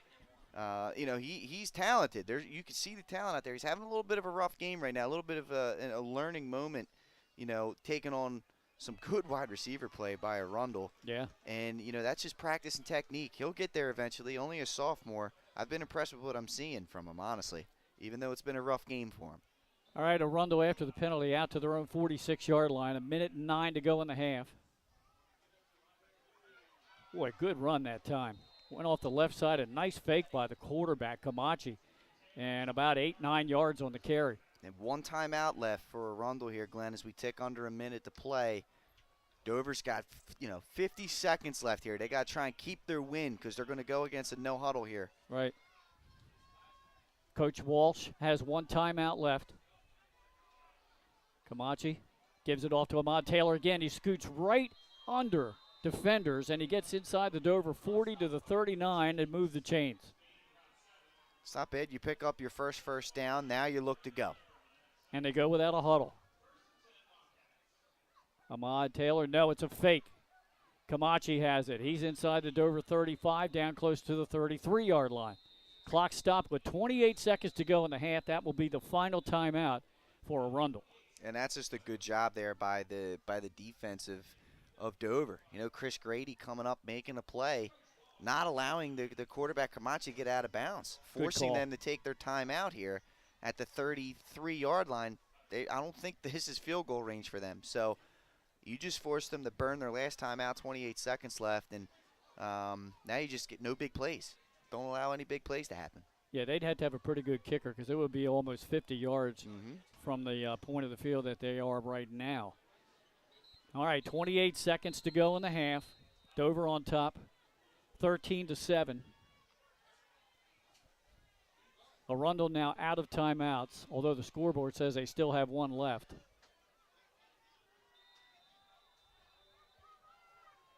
Big play right here, Glenn. Camachi back to pass. Steps up in the pocket, throws far sideline. Nice job to get the foot down, and that is complete down at the Dover 20-yard line.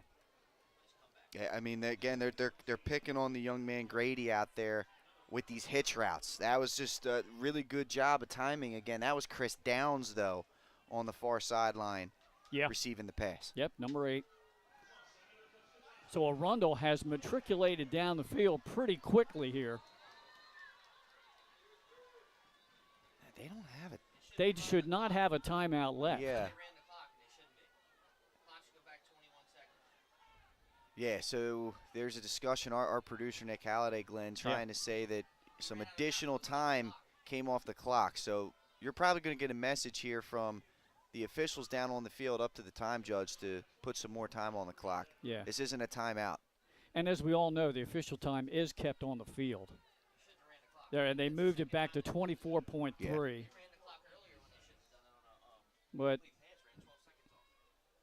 again, I'm almost certain that Arundel has used all 3 timeouts. They have, Glenn. They definitely have. So I wonder if the coach thinks that he still has another one thanks to the scoreboard. Anyhow, down on the field, 24.3 to go in the half. It's 1st and 10 for Arundel at the Dover 20-yard line. Camachi back to pass. Pump fake. Throws it down to the end zone. Jump ball, and it's incomplete. Broken up nicely back there by the Dover Senators. Yeah, it's Ja'Kai Tillman. He's in really good position in his cover 2 deep safety position. They pump and goad. They went past the cornerback, and he had to get back to that position. He did so and broke that pass up. Really good coverage there by the safety in Tillman. Going up and making a play. That's all you ask of these guys.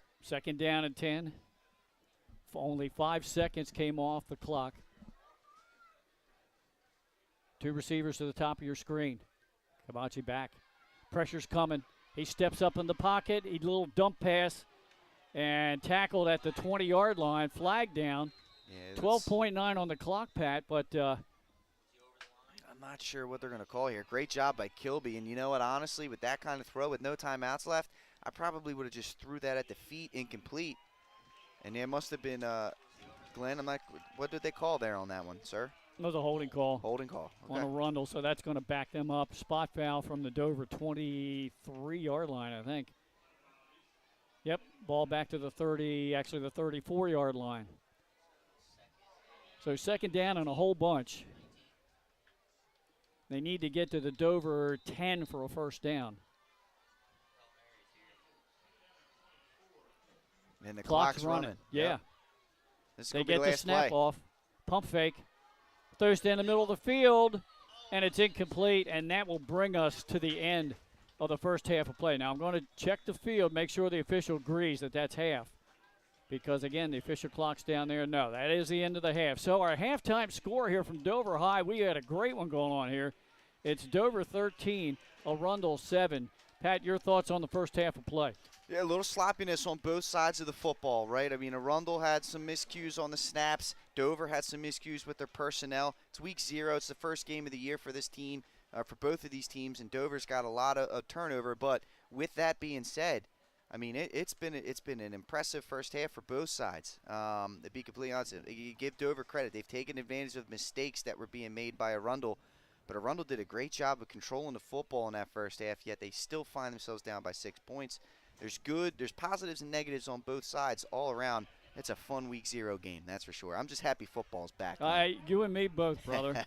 Glenn Fraser alongside Pat Gariantes, Nick Halliday alongside me producing for us. And up top running the camera, it's Logan Gassler. And we've come to the end of the half. We'll be back after these valuable messages on Delaware Live, powered by 302 Sports.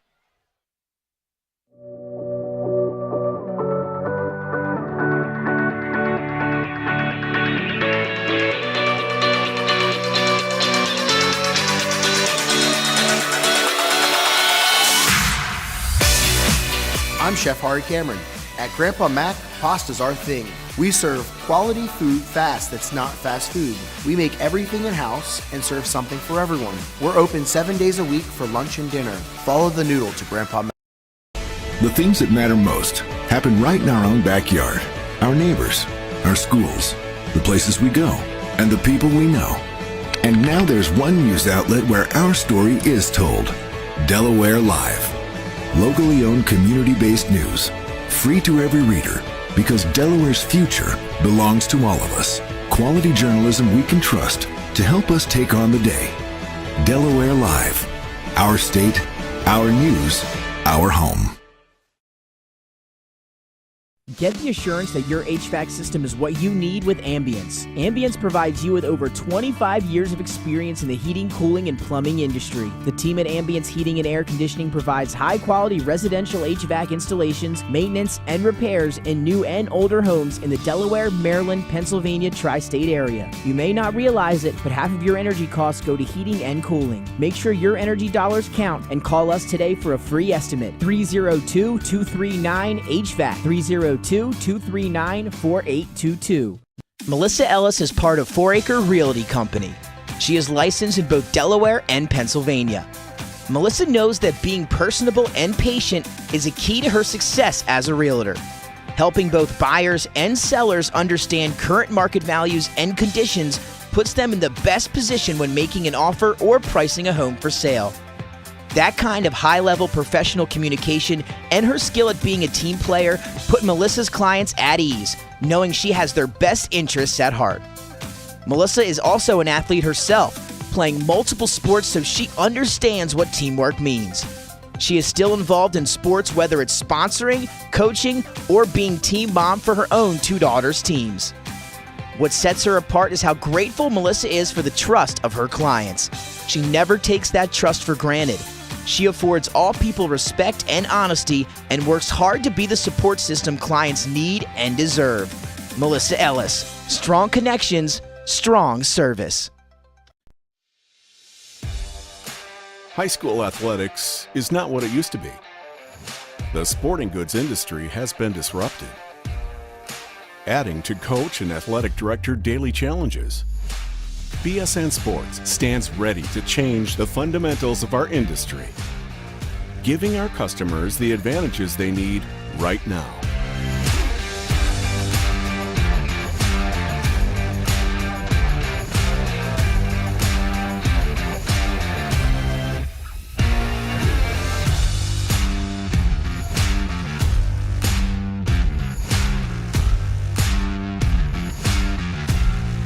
Your dedicated local sales pro is supported with nationwide team service, including sport and category experts. Get the look of D1 colleges and pro teams with our program that streamlines ordering your staff apparel, player gear, and fan wear. Stretch your budget with our fundraising solution. Free and ready in minutes. Our campus branding products are perfect for boosting school and team pride. BSN Sports has the advantages you need right now.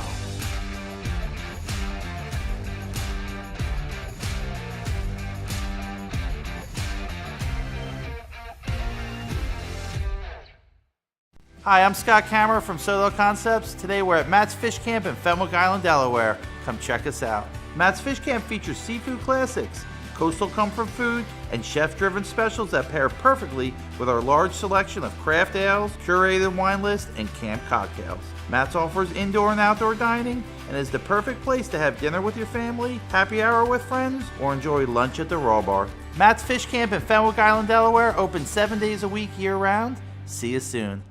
Barkley Heating and Air. Barkley's can work on all brands specializing in air conditioners, gas, oil, and heat pumps. Family owned and operated with over 17 years of experience. Licensed, insured, and a multiple-year First Aid Favorites winner. Barkley Heating and Air offers 24-hour emergency service with service plans available. Customer satisfaction guaranteed. Call 302-653-5971 for a free estimate today. John and Ginger Barkley are looking forward to serving the community. Find them on the web at barkleyheatingandair.com. Hi,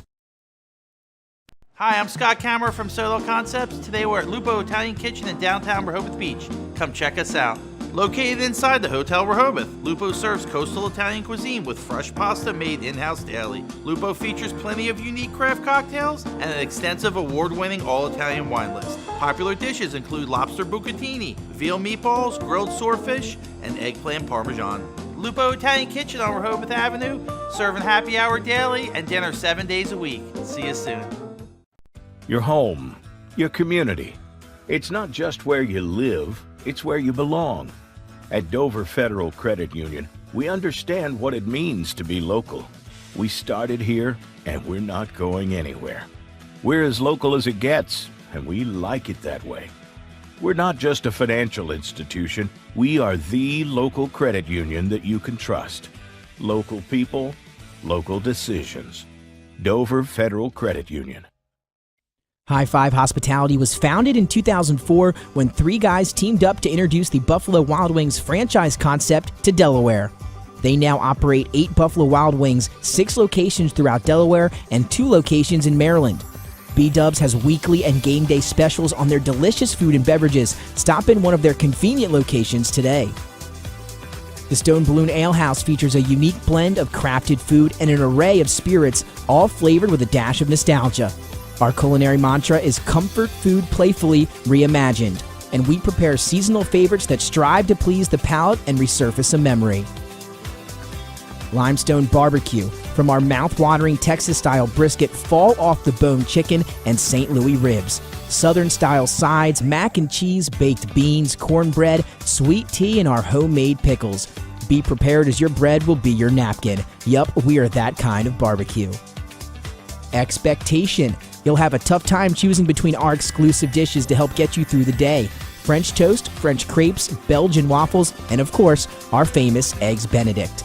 High Five Hospitality's mission is to operate 5 brands that serve high-quality products with exceptional hospitality. Welcome to Premier Physical Therapy and Sports Performance. We're a locally owned outpatient physical therapy practice with convenient locations in all 3 counties in Delaware. At Premier, we have experienced physical therapists with advanced credentials, but their hospitality, passion, and enthusiasm is what makes the difference for you. Find our convenient locations at premierptsp.com. You may have tried physical therapy. But have you tried Premier? Hi, I'm Scott Kammerer from Soto Concepts. Today we're at Blue Coast Seafood Grill and Raw Bar in Rehoboth Beach, Delaware. Come check us out. Located in the Rehoboth Gateway, Blue Coast features indoor and outdoor dining and serves beautiful, simple food that highlights the flavors of Southern Delaware.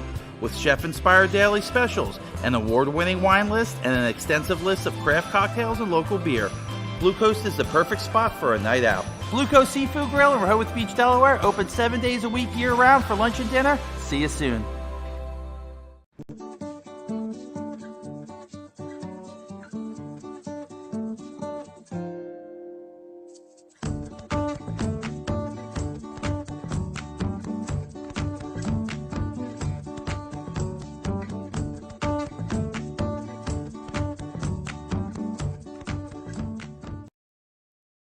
I would always pass by Ferris on Kirkwood Highway, so I knew that they existed. We stopped in the showroom.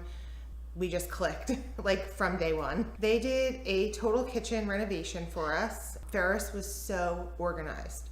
They were on top of everything from day one. Always here when they said they would be, always on time, kept to the schedule. The level of comfort speaking to everyone that works at Ferris, they were just super friendly, easy to talk to. It was like they were friends, not, people coming to work on our kitchen. The room is totally transformed from what it used to look like. To have all this seating now and the big table, the bench seats, it's great. I love coming home and just walking through the laundry room into the kitchen every day. It was just a great experience. We love Ferris. Hi, I'm Scott Kammerer from Soto Concepts. Today we're at Fish On in the Villages of 5 Points. Come check us out.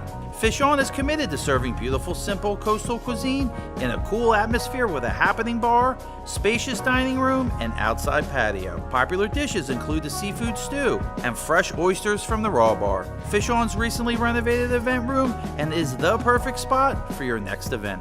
Fish On in Lewis in the Villages of 5 Points, open 7 days a week, best happy hour around. See you soon.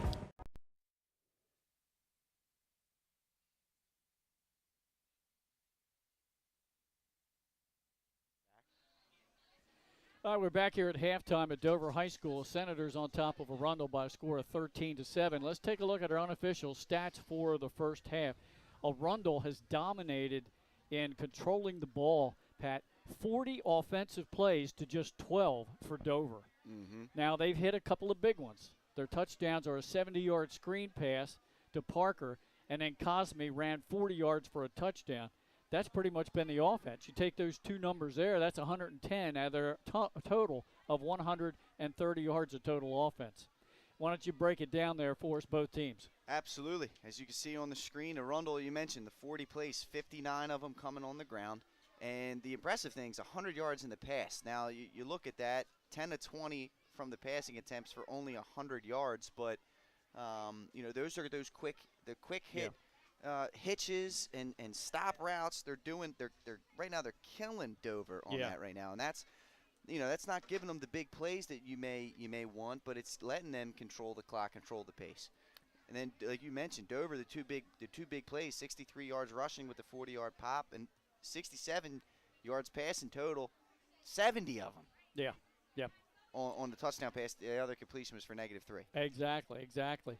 So we take a look at individual numbers. Ahmad Taylor, the feature running back for Arundel, 15 carries for 52 yards, and he got the 1 touchdown from 1 yard out. Bowdry has carried the ball once on a sweep for 4 yards, and then Kamachi has run 3 times for a total of 0 yards. He had a nice 6-yard carry late in the game, but he also took a sack, so that comes out of that there. Kamachi, though, 10 out of 20 passing, 100 yards, and the feature receiver for him has been number 6, Miles Gilmore, but he started to spread it around a little bit more near the end of the half because getting into the action was Andre Dotson and also Chris Downs and Dijon Bowdry. So he's spreading it around, Pat. He is, and that's good and smart for Arundel. You don't become so predictable, right? Yeah. You saw Dover make the adjustment. They started putting Tamir Darden Jefferson. We had the wrong number there. On him. Yeah, we apologize. The coach told me, he said, Glenn, I've got some uniform changes. Some number and jerseys didn't fit some players. He said, so they were game time changes, and so we apologize. Go ahead. So Dover made that adjustment. Well, then Arundel counter-adjusted and started getting some more guys involved in the same way that they were getting their big-time receiver Gilmore involved with these hitch routes, these quick hitters. I mean, it's been successful for them. It took them a couple of drives to figure it out, but once they did, that's when you started to see the churning of the clock begin to happen. Rushing for Dover, Cosme leads the team. He has 6 carries for 50 yards. He got 40 in the touchdown in that mix. He's also 2 out of 4 passing for 67 yards, and you mentioned there was a 1 pass for negative yardage to negate 3 yards out of that 70-yard screen pass, the touchdown that started the game. Cosme to super sophomore, Mr. Parker. And Parker also has 17 yards on a sweep, so he has 1 carry for 17 yards. So he has 84 yards rather, of total offense here in the first half. And he got that early on, and then after that, defense keyed on him for Arundel and kind of took him out of the mix. Defense keyed on him, and also they just didn't get the ball, really, for the second half of that first half. I mean, it was primarily Arundel with the football. So, I think you see, Coach Chip Knapp begin to try and get him and Kilby involved in the second half, and try and flip the game from a time of possession standpoint. Here are the scoring plays. Dover scored first on their initial drive of the game on a 70-yard screen pass, Cosme to Parker. Yoder's kick hit the upright, and that made it 6-0 Dover, and that's the way it stayed going into the second quarter. But Arundel scored early in the second quarter, barely a minute in, on a 1-yard keeper, and the direct snap in the Wildcat set to Ahmad Taylor. And Nice Wender's kick made it 7-6 Wildcats. Then Dover scored after recovering a fumble. We had a missed exchange between quarterback and the long snapper in the gun. And Dover recovered the ball in great field position. They got it at the Arundel 40. 1 play later, it was Cosme on a twisting run up the middle of the field. Yoder's kick extended Dover's lead to make it 13-7. That's where we are at the half. We'll take one final break, and we'll be back for the start of the second half here on Delaware Live, powered by 302 Sports.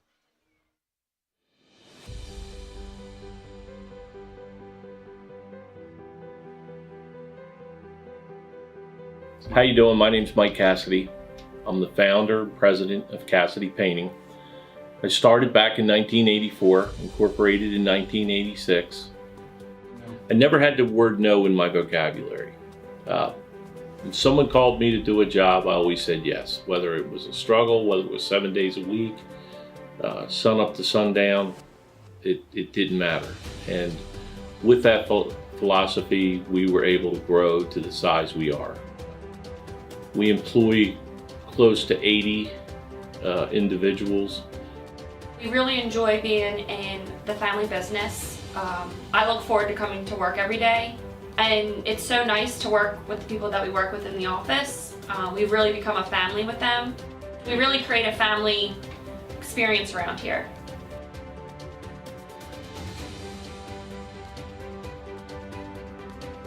And Cassidy Painting is a very diversified company. We don't say no to anything. We deal with everything from epoxy floors to painting buildings to spray foam insulation, spray fireproofing. If it deals with a coating, we can handle it. So when our customers call and they're under the gun and they know the need to get a job done, they know who to call because we perform. We've always been performed. We've never been replaced out of 37 years of business. For any of your painting needs, we can handle it.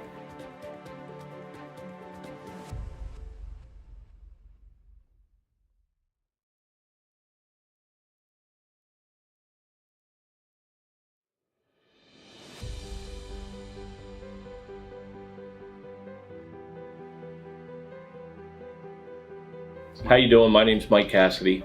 I'm the founder and president of Cassidy Painting. I started back in 1984, incorporated in 1986.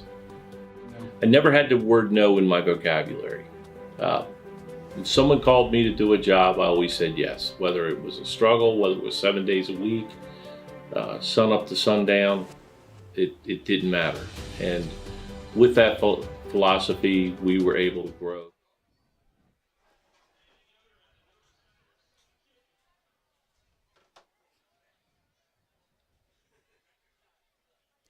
Okay, we are back here for the start of the second half, live from Dover High School. I'm Glenn Frazier alongside Pat Carriantes, our color analyst, producing Nick Halliday, and up top, running the camera, Logan Gashler.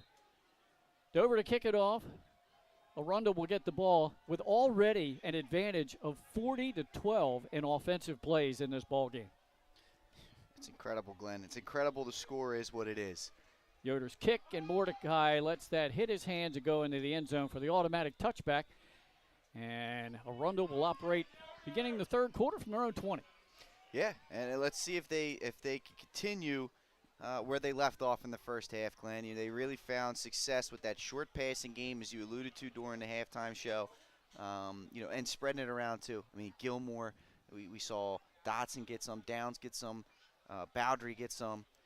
Let's see if they can continue to do that, and let's see if there's an adjustment made by Dover to try and eliminate that. Yeah, see what kind of adjustments both coaches came up with in the locker room. Spread set, two receivers to both sides of the field. And Camachi's going to use a quarterback draw here, just take it himself, and he'll get 5 yards on first down. Take what the defense gives you, right, Glenn? They've been doing the quick hit and passing game.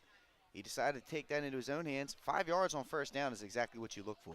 And he has not been afraid to put his nose in the middle of things. Even when he gives the handoffs off, he's looking to chip, defenders that are in there on the play. He's done a very good job tonight. One-step drop, little timing pattern in the middle of the field to Bowdry. Makes one defender miss, and that's enough for a first down out to the Senator 33-yard line. It's a nice job. Again, Bowdry's done a good job of finding the soft spots in the middle of that zone. He's had a couple passes go in and out of his hands. That one, he completed the catch and made a move to pick up the first down.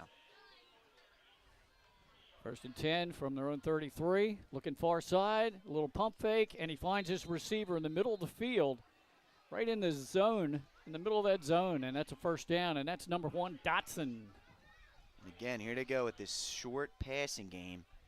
And Dover playing back right now, playing a little bit more cautious. Again, you don't typically see this kind of passing game in the state of Delaware. There's not a whole lot of preparation for it. Ahmad Taylor up the middle of the field into Dover territory, down to the Senator 49-yard line. Good pickup on first down. Really good pickup, and they're in the rhythm right now. Arundel got that first down, and now they're up on the line of scrimmage. They're making the calls. They're looking to go, continuing the momentum.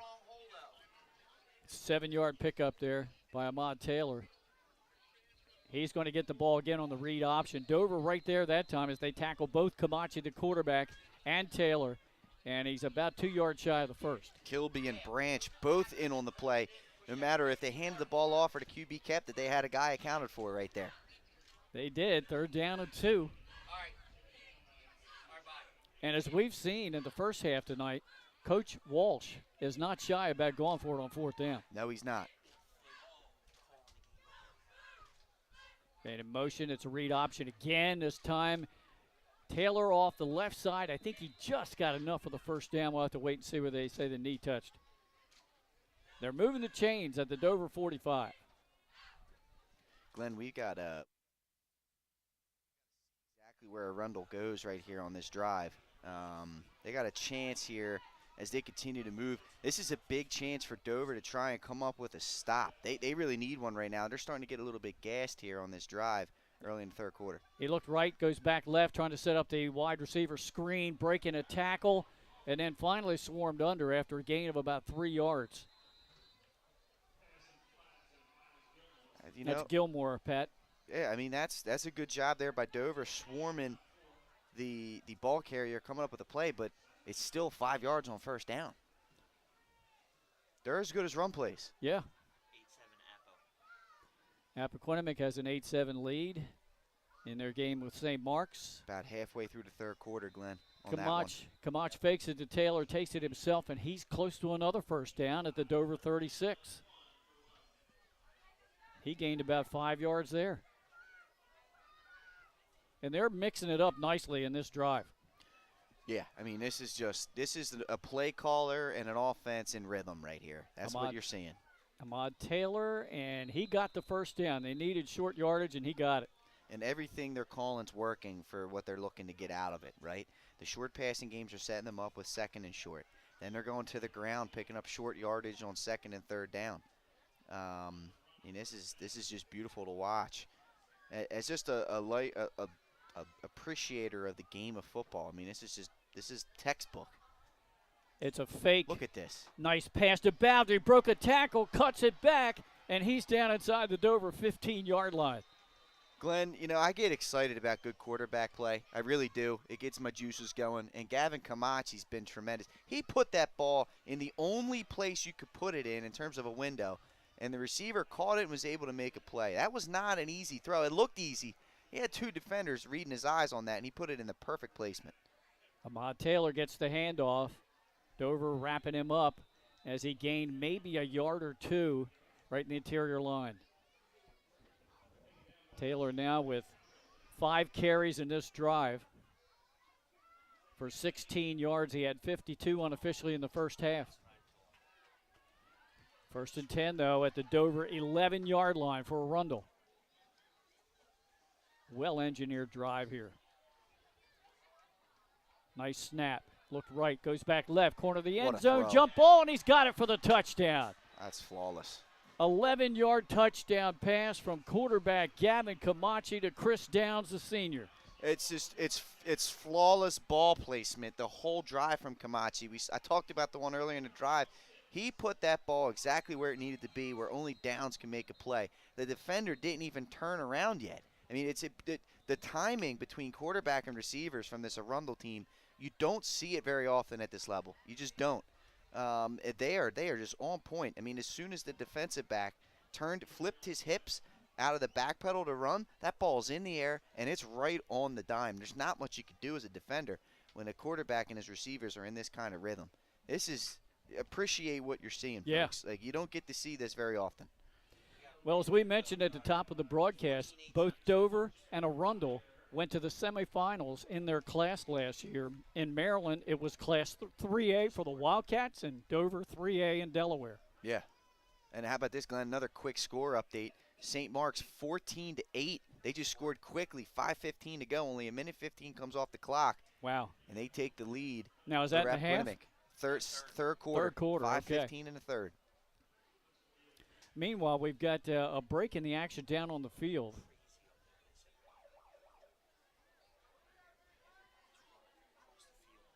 And I don't see a timeout coming off the scoreboard for either team, so I don't know why it was such a long break there.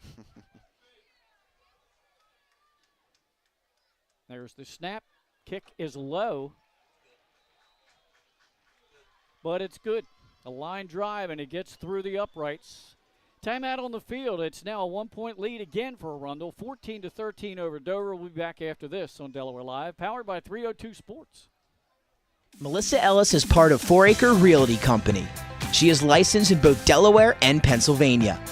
Melissa knows that being personable and patient is a key to her success as a realtor. Helping both buyers and sellers understand current market values and conditions puts them in the best position when making an offer or pricing a home for sale. That kind of high-level professional communication and her skill at being a team player put Melissa's clients at ease, knowing she has their best interests at heart. Melissa is also an athlete herself, playing multiple sports so she understands what teamwork means. She is still involved in sports, whether it's sponsoring, coaching, or being team mom for her own 2 daughters' teams. What sets her apart is how grateful Melissa is for the trust of her clients. She never takes that trust for granted. She affords all people respect and honesty and works hard to be the support system clients need and deserve. Melissa Ellis, strong connections, strong service. We're back here at Dover High getting ready for the kickoff after the touchdown. And Pat, what a well-engineered drive by Arundel. 12 plays, 7 on the ground, 5 in the air, and Camachi was a perfect 5 for 5. It was clinical, Glenn. It really was. I mean, he was putting the ball. I mean, it was just like you couldn't walk the ball in a better placement than where he was putting it in that drive. He was just in a complete rhythm. Nothing Dover really could do. Dover takes the kickoff far sideline from their 28, and there's very little gain after the catch. So Senators will have the ball, and we've been back and forth in this ball game for sure. Yes, had 3 lead changes. Yes, we have, Glenn. Yes, we have. And Dover needs to respond here.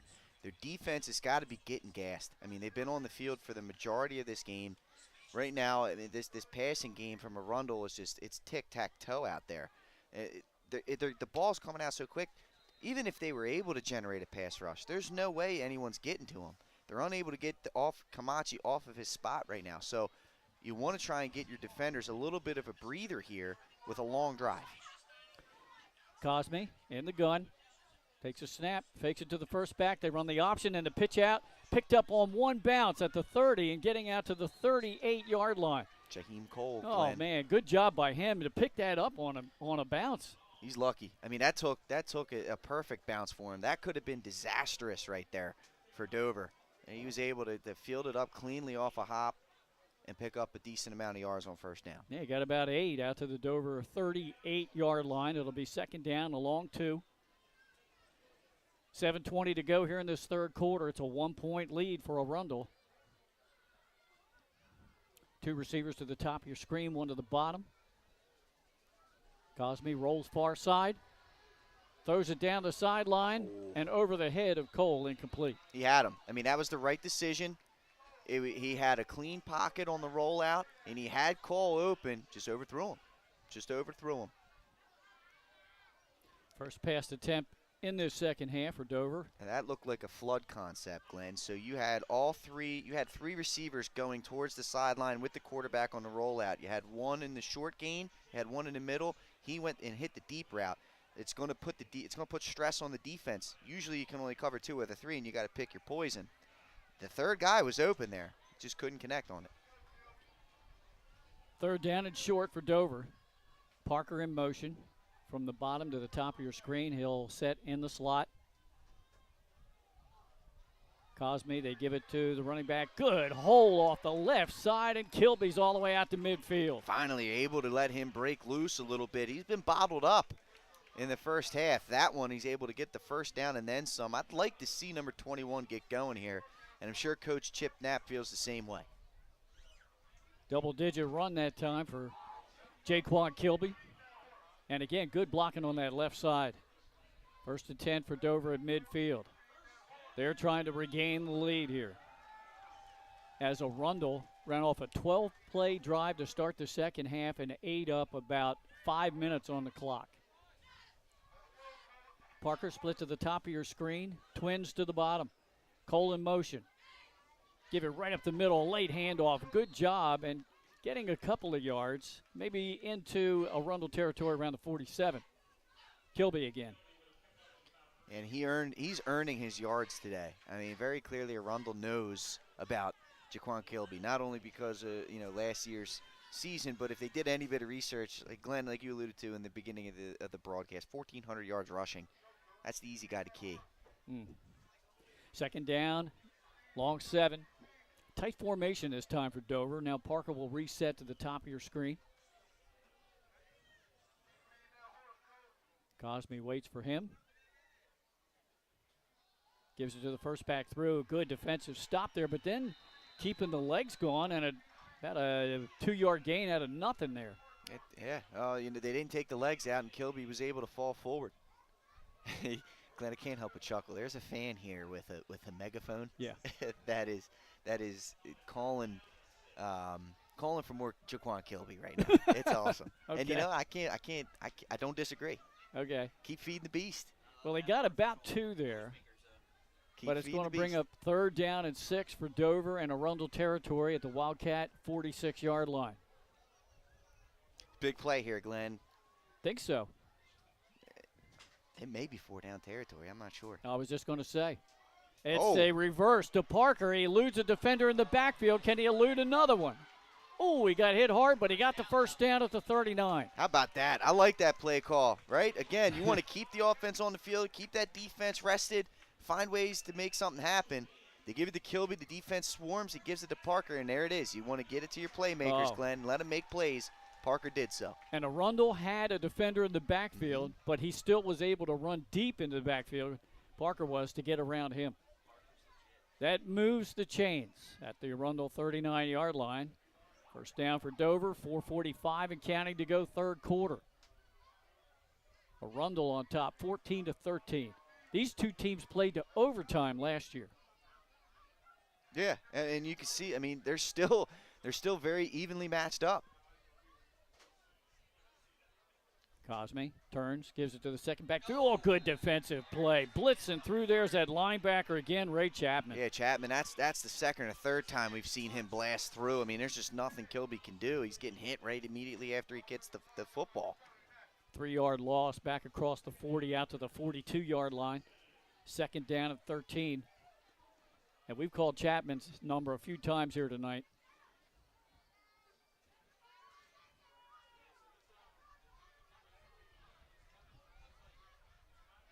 Parker will split to the top of your screen. Slot receiver to the bottom.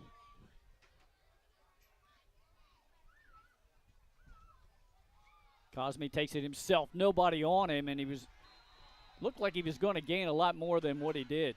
He only got a couple, and it's going to be 3rd and 11. It's that man Chapman again, just coming up and making plays, getting off of blocks, and now it's a 3rd and long for Dover.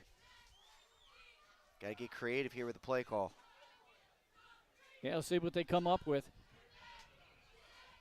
3rd and 12 for Dover. Cosme finally gets the play from the sideline. And one thing you don't want to get hit with here is delay a game. Dover did get hit with one of those in the first half. This is true. This is true. And they're getting close. Keep an eye on that back judge here, Glenn, on about the 15-yard line. That hand goes up. They're at about 10 seconds on the play clock. They beat it. They fake it. It's a pitch. And it's not going to gain much. Nope. Cole got the ball. He's only going to get about a yard. It's just good defense there by Arundel. They're very disciplined defensively for the most part, and they had everything covered on that one. So it brings up 4th down to about 10.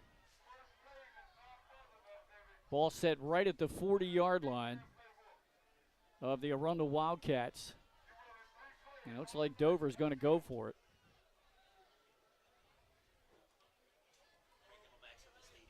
So they just ran the pitch to the near side or the short side of the field. So now splitting out to the top of your screen is Cameron Jones. 3 receivers to the top of your screen. High snap, Cosme gets it. He's being chased out of the pocket. He looks downfield, has a man wide open, but it's underthrown and intercepted and picked off inside the 30. There was a receiver downfield. Couldn't see him. And Yeah. Pat Connolly's the young man that came up across the middle and made the play. That was Sammy Allen, I believe, who was running down the sidelines with nobody on him. It would have been tough. I mean, that would have been a throw into the end zone while he's running to the opposite side of the field. The eyes just aren't there. They haven't been trained to get down that far. But yeah, I mean, that's a tough play. That's a tough play there for Dover. It's one of those where, you don't want to try and throw the ball across the field, across your body like that. Bad things typically happen. Camachi's going to be sacked back inside the 20, and that's a coverage sack there, Pat. Yes, it was, Glenn. Big number 88, Jalen Powell, making his way through there. They finally are able to get a sack. Took too much time. And that is a loss back inside the 20, a loss of about 10 yards. Quickly, going without a huddle. Oh, wide receiver screen, far side, and Dover comes up and defends it nicely. There's a minimal gain. Jordan Gill made the play there. Number 18, Glenn, he fought through a double team. That was a really good wide receiver screen, and he was able to break through that and make a tackle before anything shook loose. Still picked up about 5 yards. Looks like Darden Jefferson caught a cramp here on the near sideline. Yeah, he did. He's been playing a fine game today. He has. Young man. Junior. I think we got an injury time out here by the officials, although the Dover player has not reached the sideline bench. Now he's off the field. When we get a break, we've got to give you folks an update on what's going on upstate. We're getting a lot of chatter on Twitter, and people are asking questions. So we're going to get you up to date on our game of the week. Meanwhile, down on the field, looking downfield, middle of the field, caught him on a crossing pattern, and it's a first down. So Arundel makes up the sack yardage. He just flicked the ball. I mean, this is really good quarterback play from Gavin Camachi. I mean, he just flicked that ball about 25 yards in stride to the receiver Chris Downs for a first down. Again, like, you know, Dover, they're not. It's not poor coverage. I mean, these are just spot on throws by a really hot quarterback right now. And let's give some credit to the Arundel offensive line. They've pretty much given him time. Yes, they have, and that is important because as a quarterback, you don't want to be looking over your shoulder. You just want to be focused on getting the ball where it needs to be, and that's all he's doing right now. Handoff to Ahmad Taylor. Hit at the line. He'll surge forward for maybe a yard. We have a minute to go in the third quarter. Really nice job there by Dover. You want to try and stop the bleeding in some way, right? If you can stop the run game, maybe you can make a play now in the secondary. Force them to keep making plays. Fake to Ahmad Taylor, and then he lost the Tuck football. roll. It might be an incomplete pass. Let's see. I think they're going to call it a fumble. That's textbook tuck rule right there, Tom Brady. Yeah. Let's see how the officials call this. Yeah. Because he pump faked, He and did. that ball came loose, but the arm was going forward.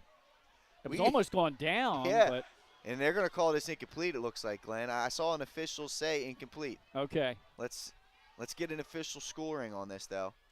But I'm pretty sure this is going to just be third down. Yep. Yeah, we'll wait for the guy with the white hat. Incomplete pass. And the guy with the white hat is our referee, Terry Handy. So that brings up third down and about 9. Here it is, Glenn. Controversial 20 years later. The tuck rule. Well, Camachi had connected on 7 straight until that miscue. Plenty of time. Throws it downfield and finds Bowdry. I mean, they're right. They are in stride. They are perfectly placed. That is not bad coverage. But that ball is perfectly placed. There's just nothing you can do with that right now. Camachi is in a zone here in the second half, Glenn. I think that went for about 32 yards. And it is. I mean, and it was mainly in the air. Yeah. I mean, it is a dead shot. I mean, it is right in the stomach every time. The clock's running down, Pat, and Arundel has pulled the team off the field because they don't have to take another snap before we come to the end of the third quarter. We're going to keep it right here because we got to talk about some things. Sure. 3 quarters in the books. It's a close one here, but Arundel is dominating in yardage and in total plays. But on the scoreboard, it's 14-13 in favor of the Wildcats. So we got a couple of other games going on tonight. Last time we heard it was Seaford leading Colonel Richardson 20-8. That game should be almost over. 33-8. That's Seaford a final now. Yep, that was Benny Mitchell and the Downstate crew. And then upstate, our first state orthopedics game of the week at Abyssinia and Wilmington. Howard had an 8-0 lead over DMA at halftime. 2 really good 2A programs. And then you want to talk about what apparently went on. The game got called. There was some extracurricular activities going on there. and they had from what we've been told, they had to pull. That's why you're not seeing a stream going on up there right now. If you're new viewing this one and you flipped over, like what's going on with this up north game, that game has been postponed, potentially canceled. The officials, I guess, deemed the situation as unsafe and pulled everybody off, and that game is that's not going to be continued tonight. So where it stands, it was an 8-0 ball game. There will be more news or more word, I guess, on what the future outcome of that game will be at future time. But for right now, that game will not be completed. How disappointing. Yeah. Down on our field, good defensive play by Dover, right by the nose guard. That was a 1st and 10 play. It's Stevenson, Glenn. Whew. That's that blood, that Lineman of the Year blood coming through. The sophomore coming up, making a play up the middle. Well, he just shot. He shed his blocker, shot the gap, and he got Ahmad Taylor in the backfield. Loss of about 3. Yeah, great job there by Stevenson. And that's a big-time play for Dover, trying to stop the bleeding with this Arundel pass game. Yeah. We're just underway in the 4th quarter of this one. It's a 1-point lead for Arundel. Camachi back to pass. Now he throws the crossing pattern, almost picked off by Dover. And that's twice tonight. A Dover D-back has almost picked off a pass. They got him. I mean, Camachi, he sidearmed that one, was going to lead his receiver. And, it just looked like the outside linebacker there, I believe that was Johnson. I think it was Troy Johnson this time. Yeah, and he slid right over there trying to make the play, and that ball went right in and out of his hands. And Camachi, that was the first mistake he made. He didn't see that linebacker. On the field, Camachi runs into his own blocker, now rolls to the far side. I think he's going to tuck it and run. And he's going to be stopped at about the Dover 25-yard line. Bring up a 4th down and 6, 4th down and 7. Yeah. Nah, it's going to be a little bit longer than that, Glenn. 4th and 10. Well, the down marker's got to get reset. He was in the wrong place. So you were right the first time, about 4th and 7. Okay, I was going to say, maybe the eyes were going, huh? He wanted to go right to the down marker guy. All right, here we go. 4th down at about 6 from the Dover 25. Camachi back to pass, throws near side, has his receiver at the 15-yard line, and then knocked out of bounds. I mean, every throw is on the money, Glenn. Every single throw is exactly where it needs to be. Downs again, too, Pat. Hit downs and stride in between 2 defenders. I mean, these throws have had to be perfect, and they've been that. What a quarterbacking performance by Camachi here today. Yeah, and that's on a 4th down play from the Dover 15. That was Ahmad Taylor. He started right, cut it back to the left, and he got about a yard to the 9. I can't wait to take a look at Camachi's numbers at the end of this one. just to see where, the completion percentage is going way up here in the second half. Timeout by the Dover Senators. They want to talk things over. That's the first timeout used by them, and we'll step aside for a quick break ourselves. Our timeout score 14-13 in favor of Arundel. Back after this.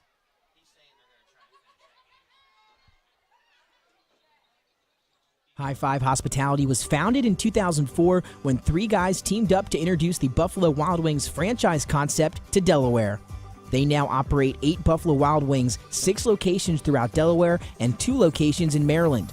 B-Dubs has weekly and game day specials on their delicious food and beverages. Stop in one of their convenient locations today.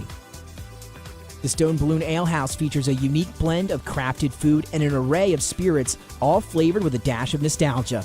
Our culinary mantra is comfort food playfully reimagined. And I'm Scott Cameron from Soto Concepts. Today we're at Blue Coast Seafood Grill and Raw Bar in Rehoboth Beach, Delaware. Come check us out. Located in the Rehoboth Gateway, Blue Coast features indoor and outdoor dining and serves beautiful, simple food that highlights the flavors of Southern Delaware. With chef-inspired daily specials. It was a read option again, but Dover right there defensively to tackle Taylor when he got the ball. And that's Stevenson again. It looks like there's a flag on the play, Glenn. This could be big if it's on the offense in terms of field position. Looks like it is going to be against Arundel. Here's our referee. It is a hold against the Wildcats. But they've made up big yardage downs before. Yeah, they have. 10:03 to go in this one. It's a tight one here at Dover High. Dover has scored on big plays. Arundel has put some really long, well-balanced drives together for their 2 scores. Now they're backed up 10 yards to the Dover 20-yard line. 2nd down and 20. Dover's got to make a play in the secondary if they want to take a victory here today. It's as simple as that. One of these plays they're going to have to make in the secondary. And now we've got premature movement, I believe, on the offense. This will be another penalty and back up Arundel to the Dover 25. That's going to go on Gill. He tried to anticipate the snap count. They're trying to get a pass rush because they know how quickly Camachi's getting the ball out of his hands. Yeah. And he's a good scrambler. Yeah. Only a junior, this quarterback, too, Glenn. Yep. Be back to the 25-yard line now. So now it's 2nd down and 20. 2nd down and 25. They're actually at the 20, just outside the 20 at the 21. They need to get inside the Dover 2. Camachi back to pass. Pressure's coming off from the blind side. He's wrapped up and sacked at the 31. Big play. Jaquan Kilby, Glenn. Coming off the edge there like Rudy Rudiger. He just beeline right to the quarterback and took him down. That was tremendous. Rudy. That's a loss of 6 more yards. This is what Dover needed, Glenn. Yeah. This is what Dover needed. Now they and got this one is more. All right after the timeout. Yeah. You had the 10-yard penalty, the 5-yard penalty, and the sack after the timeout. You got one more stop to get here. Camachi looks Screen. this a little out in the flat. Ahmad Taylor let him try to make something happen. He gets some of it back. He's inside the 25, down at the 24, but it is still 3rd down and long. Good job there by Dover. Not letting it break off. Just stayed at home. Come up. Make sure you secure the tackle. Now you're one play, because it looks like they're going to go for it here. I said it last time, so I lied. They're one play away now from coming up with a huge and potentially momentum-shifting stop here in the 4th quarter. You got a little stoppage here. Yeah, Arundel's trying to get this play call in. All right, here we go. 3rd down and a ton. Camachi back to pass. Look left. Throws right down in the corner of the end zone. My Diving gosh. catch is made My for the Lord. touchdown. I mean, my Lord, you can't walk the ball down there any better. It is a perfect throw to Miles Gilmore. Wow. In stride. The cornerback catches a cramp, so he can't make a play on the ball. But, I mean, that flawless throw after flawless throw by Camachi. I mean, this is just incredible with what's going on out here. 20-13. The extra point would push it to 8. It's beautiful. I mean, it really is. 24-yard touchdown pass. That's the longest scoring drive of the night for Arundel. I mean, unbelievable. And, you know, it's one of those, you saw Darden Jefferson was in coverage. He flipped the hips. He was turning to look for the ball. And, I mean, it was already just dropped right into place. And, unfortunately, it looks like he caught a cramp. There's some cramping going on the Dover sideline for sure. That didn't help because he couldn't go up and make a play on the football. But even if he could, that ball, that pass placement is on the money. It is flawless. Flawless. We have, unofficially, Camachi for almost 230 yards passing in the game. He had 100 at halftime. Yeah. And Ahmad Taylor is over 70 yards on the ground. So a nicely balanced offensive attack from the Wildcats. They're up 1 score. Even if they kick the extra point, Dover still has a chance to score and get a 2-pointer to tie. And plenty of time on the clock, but Dover unable to get much going offensively here in this second half so far. There's just not much you can do with the passing game. Nice Wender is on for the attempted point after. The holder is Pat Connolly.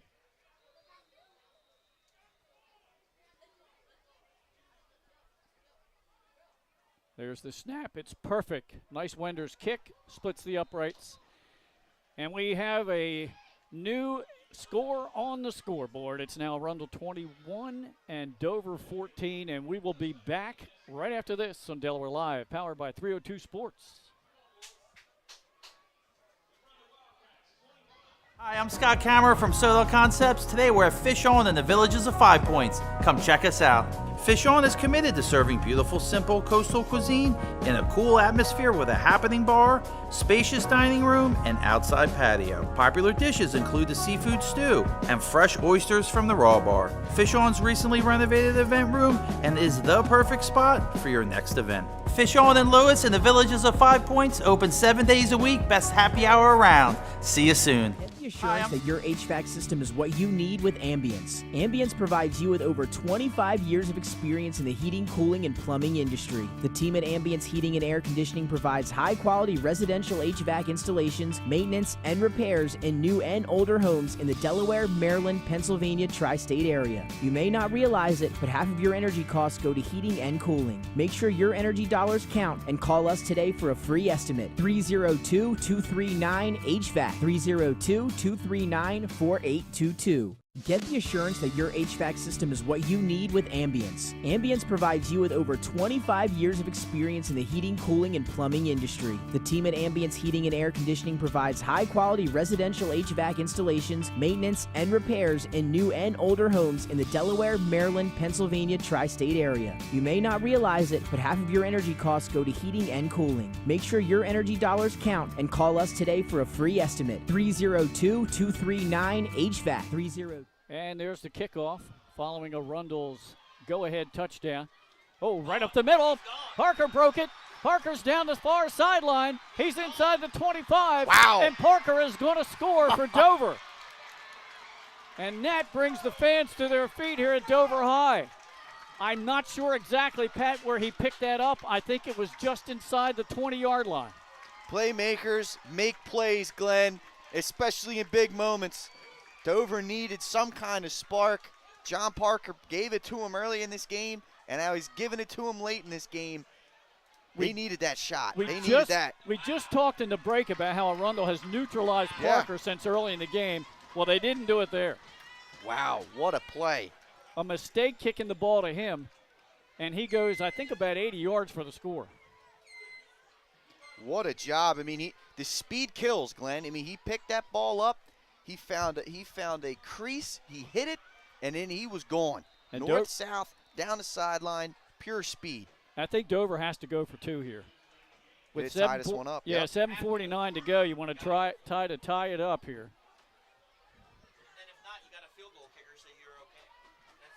All right, here they're going to go with a straight T backfield. And they've got the beef in the backfield. Kilby's going to take the direct snap. Right tackle. Trying to get in. I don't think he made it. Did not get in. So Arundel holds on to the lead at 21-19. We'll keep it right here with 7:49 to go in the ball game. And it's now down to a 2-point advantage. Unbelievable. A turn of events. We talked about, right? Dover's being dominated in terms of time of possession and just overall play, but they've had the big plays. Parker's made two, and then, of course, we saw Cosme make a big play right before the half, and they're hanging around. They're just hanging around there, Glenn, and anything can happen when you let a team hang around like this. Unbelievable. It's fun, isn't it? It's fun. What a great opening game for the Central Crew to have. As we mentioned, these two opened the season last year in Arundel. Dover tied the game late in the fourth quarter. They went into overtime. Dover scored, kicked the extra point to take a 7-point lead. And then when Arundel scored their touchdown in overtime, they went for two and won the game. Unbelievable. And you know what? I love that. I love that. I love that so much. I do too. All right, here we go with another kickoff. And if you're Yoder here, you know what, Glenn? Don't kick it to a speedster. Glenn, I got to be honest with you, man. I don't know. I got this itch going on in my back. I'm thinking onside kick. I'm taking a shot here if I'm Dover. Don't allow Camachi to get the football back. This kid is threading needles out here. Well, it's amazing. When we totaled up at the end of the game that they've run off almost 70 plays to less than 20 for Dover. Yeah, exactly. And Dover's been a big play team tonight, that's for sure. A 40-yard run by the quarterback, 70 yards on a screen pass to Parker, and now Parker with Give or around take an 80-yard yeah. kickoff return. Yeah. And this crowd was flat. Well, Glenn, I was wrong on my prediction. Kickoff down deep inside the 10-yard line, coming up to the 20, 25, and Nice down tackle. close of the 30. That's Tillman again. Again, if you're teaching your kids to play defensive back, that's the way to tackle nowadays. He went down, took the legs out, and he's been very good. That's now the second or third time I've seen him do that. Textbook. But here we go. This is, again, if Dover wants to complete this win here, start their season off 1-0, somebody in the secondary is going to have to make a play against this quick passing attack of the Arundel Wildcats Wildcats and have, Gavin Camachi. they've run 77 offensive plays tonight, and they're not done yet. Those are like, I know this guy gets poo-pooed in the area, but those are like Chip Kelly offense numbers. Yeah, he was okay for a couple years. Pass into the far flat. It's complete. They're trying to set up the screen again. Breaking one tackle and getting 5 yards out what it should have been about a yard gain. I mean, he drops the arm angle, throwing that sidearm like Gilmore. Mahomes, like Rodgers. I mean, this is just wow. Gilmore, nice job of yards after the catch there. Second down and 4 at the Arundel 35-yard line. Ahmad Taylor with a football, bounces it to the outside, and he gets loose. And he gets all the way up to midfield. And he was one defender from breaking that. Abrams came up. He thought he had the angle, and on most running backs you do. You do have the angle the way he came up. But Taylor, you're right. He was able just to get around him and turn that play into a big game. So quickly, Arundel out to midfield. There's the snap. Read option again. Taylor gets it. He's tackled forward at the Dover 48. And you can see Arundel's in clock chew mode, right? I wouldn't be surprised if you see them run the football like this a few times. Let that clock continue to wind this defense down. You now approaching play 80. This Dover defense has got to be getting really exhausted right now. Great point, Pat. And if there is any kind of passes, it'd probably be of the short variety. Trips to the top of your screen, looking up in the middle of the field, completes it, and breaking a tackle into Dover territory down to the 32-yard line. Andre Dotson. And you can tell these guys train on this. I mean, these guys are doing exactly what you're supposed to do in the short pass game. You're supposed to turn. You're supposed to catch the ball and turn it based off of what side the ball was thrown on. That ball was thrown on his right side. He turned over the right shoulder and went up the middle of the field. When it hits the outside, you're supposed to turn and go up the sideline. I mean, this is clearly part of their offense, something that they have practiced and worked on tirelessly. And all 4 of these receivers are good. Oh, that time Absolutely. Good defensive play. Fighting off his blocker and making the stop in the backfield. Yeah, Kilby. This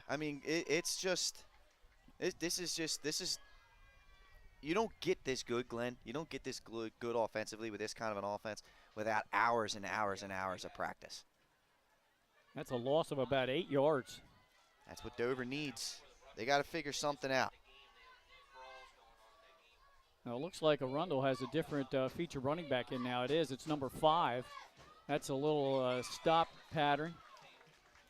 That's Baldry making the reception. He gets some of that lost yardage back. And I was talking about it. All 4 receivers have been in the mix. It was Gilmore early. He was their primary receiver. And then everybody else has been in the mix since then. Baldry, Dotson, Downs. What a great core of receivers.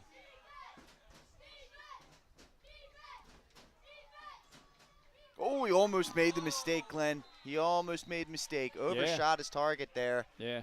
And he's lucky because Nevin Pierce, number 11, was right there to potentially intercept that ball. Dover's had a couple of opportunities tonight to get a pick. Yes, they have. That stops the clock with just over 5 minutes to go in the game. It's a huge stop. Huge stop there, Glenn. 2-point lead for Arundel, 21-19. And they're going back apparently to punt. And they do punt this time. Nice hang time. And that will go into the end zone. Dover will have the ball at its own 20-yard line with 4:54 to go, trailing by 2.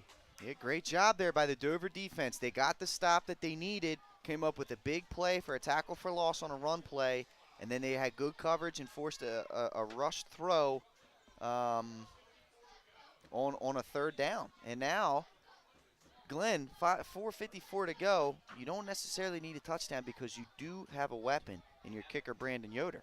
You do. That's very, very important. I know I keep talking about this, but the domination of total offensive plays is just astounding. 80-12.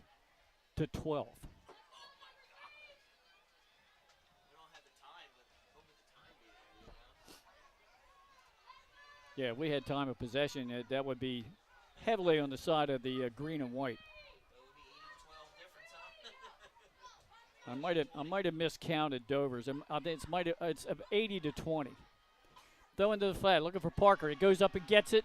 High tackle made on him. He still didn't get out of bounds, and then he gets popped after the whistle, and that's going to draw a flag. Wow, they're gonna blow the whistle. It's gonna go on Struve, and it's tough. Ray, the whistle was blowing, but the combination of the whistle blowing and Parker continuing as if the play was still going, that's tough. That's a tough one on Arundel there. It's big for Dover. Yeah, it helps Dover out a lot. Makes the catch up at the 30-yard line, so that went for about 10 yards. And then it's going to be 15 tacked onto that. Yeah. They were blowing the whistles, but Parker thought he didn't go out of bounds, I guess, so he turned around and tried to go back down the sideline. Right.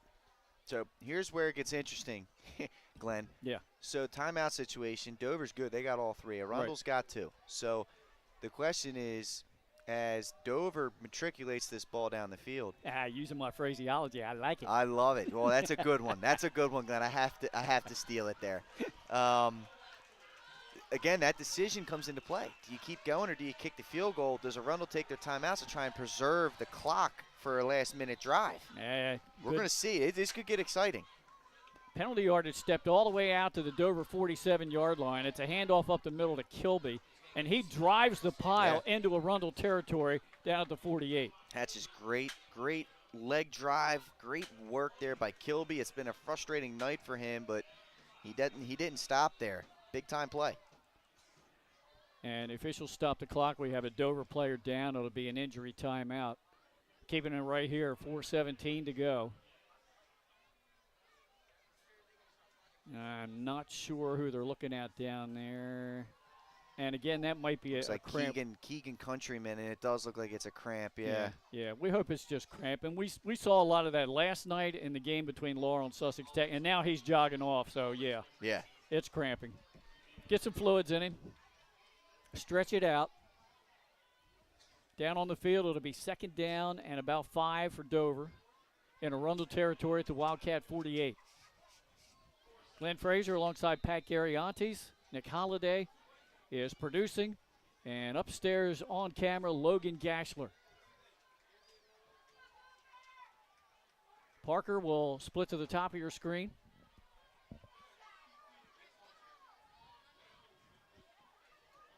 And Cosme has a lot of friends in the backfield. Takes the snap, fakes it to the first back, runs the option, tucks it himself, hit hard, close to a first down. He's lucky. He almost lost the football. That's a great job, though. He did tuck it in with two hands. He still almost got stripped, but he did the right thing, holding that ball on with two hands there and getting the yards that he could get. I was hoping he wasn't going to pitch that ball. That would have been too much of a risk to pitch it. Yeah. He made the right decision. I think he got the first down, but they might measure this. We haven't had a measurement all night. Official has taken a long look. The referee, now he's going to call a timeout. They're going to bring the chain gang in for the first time tonight with 4:01 to go in the game. Week 0, Glenn, we get a measurement. Week 0. Week 0. Yeah, we did not have one last night the entire ball game. Yeah, it's awesome. It's awesome right here. It's a big-time play here. And, you know, I want to see Dover utilize some clock because if you do get down there to score, enough time for Arundel to get going and get in a rhythm.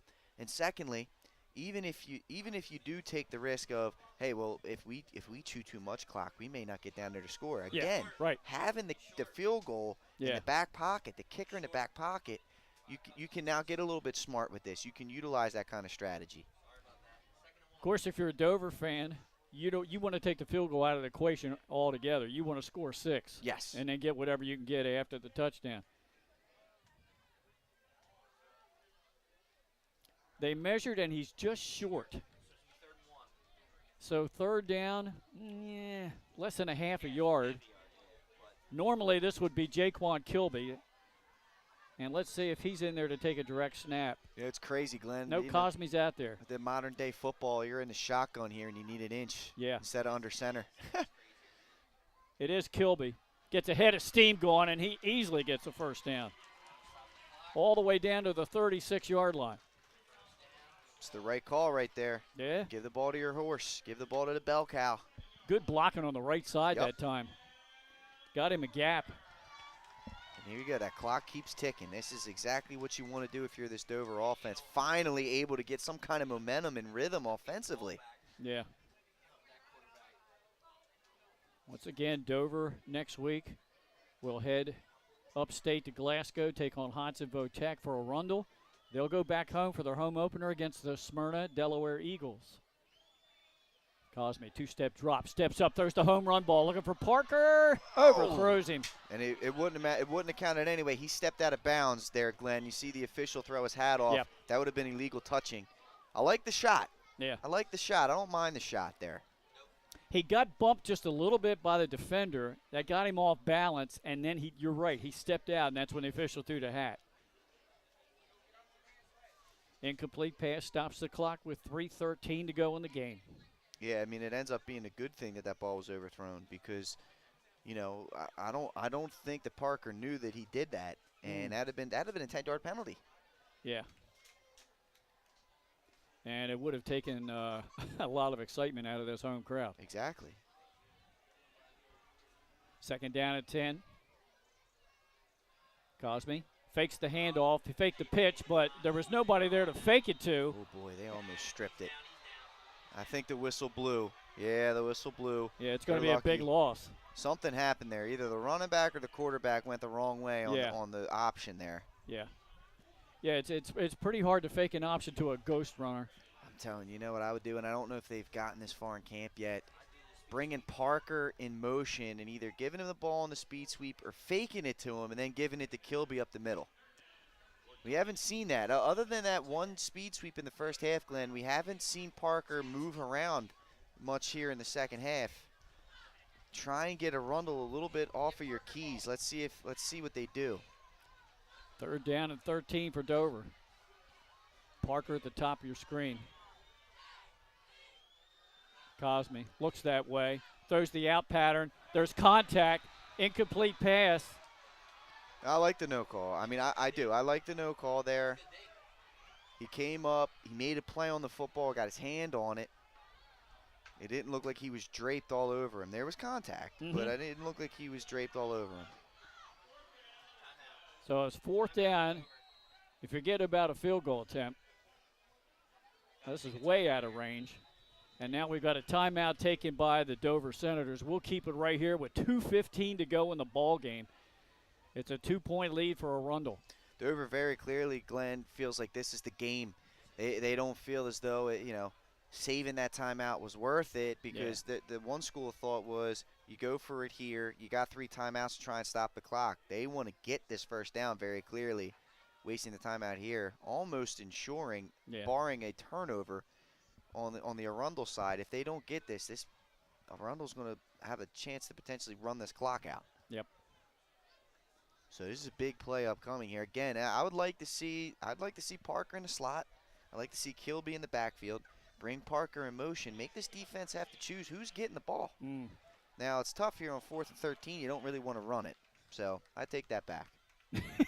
I take that completely back. Ignore what I just said. Coach Garriante's just talked himself right out of it. Just talked myself right out of it, and that's why I'm up here and not down on the sidelines making play calls.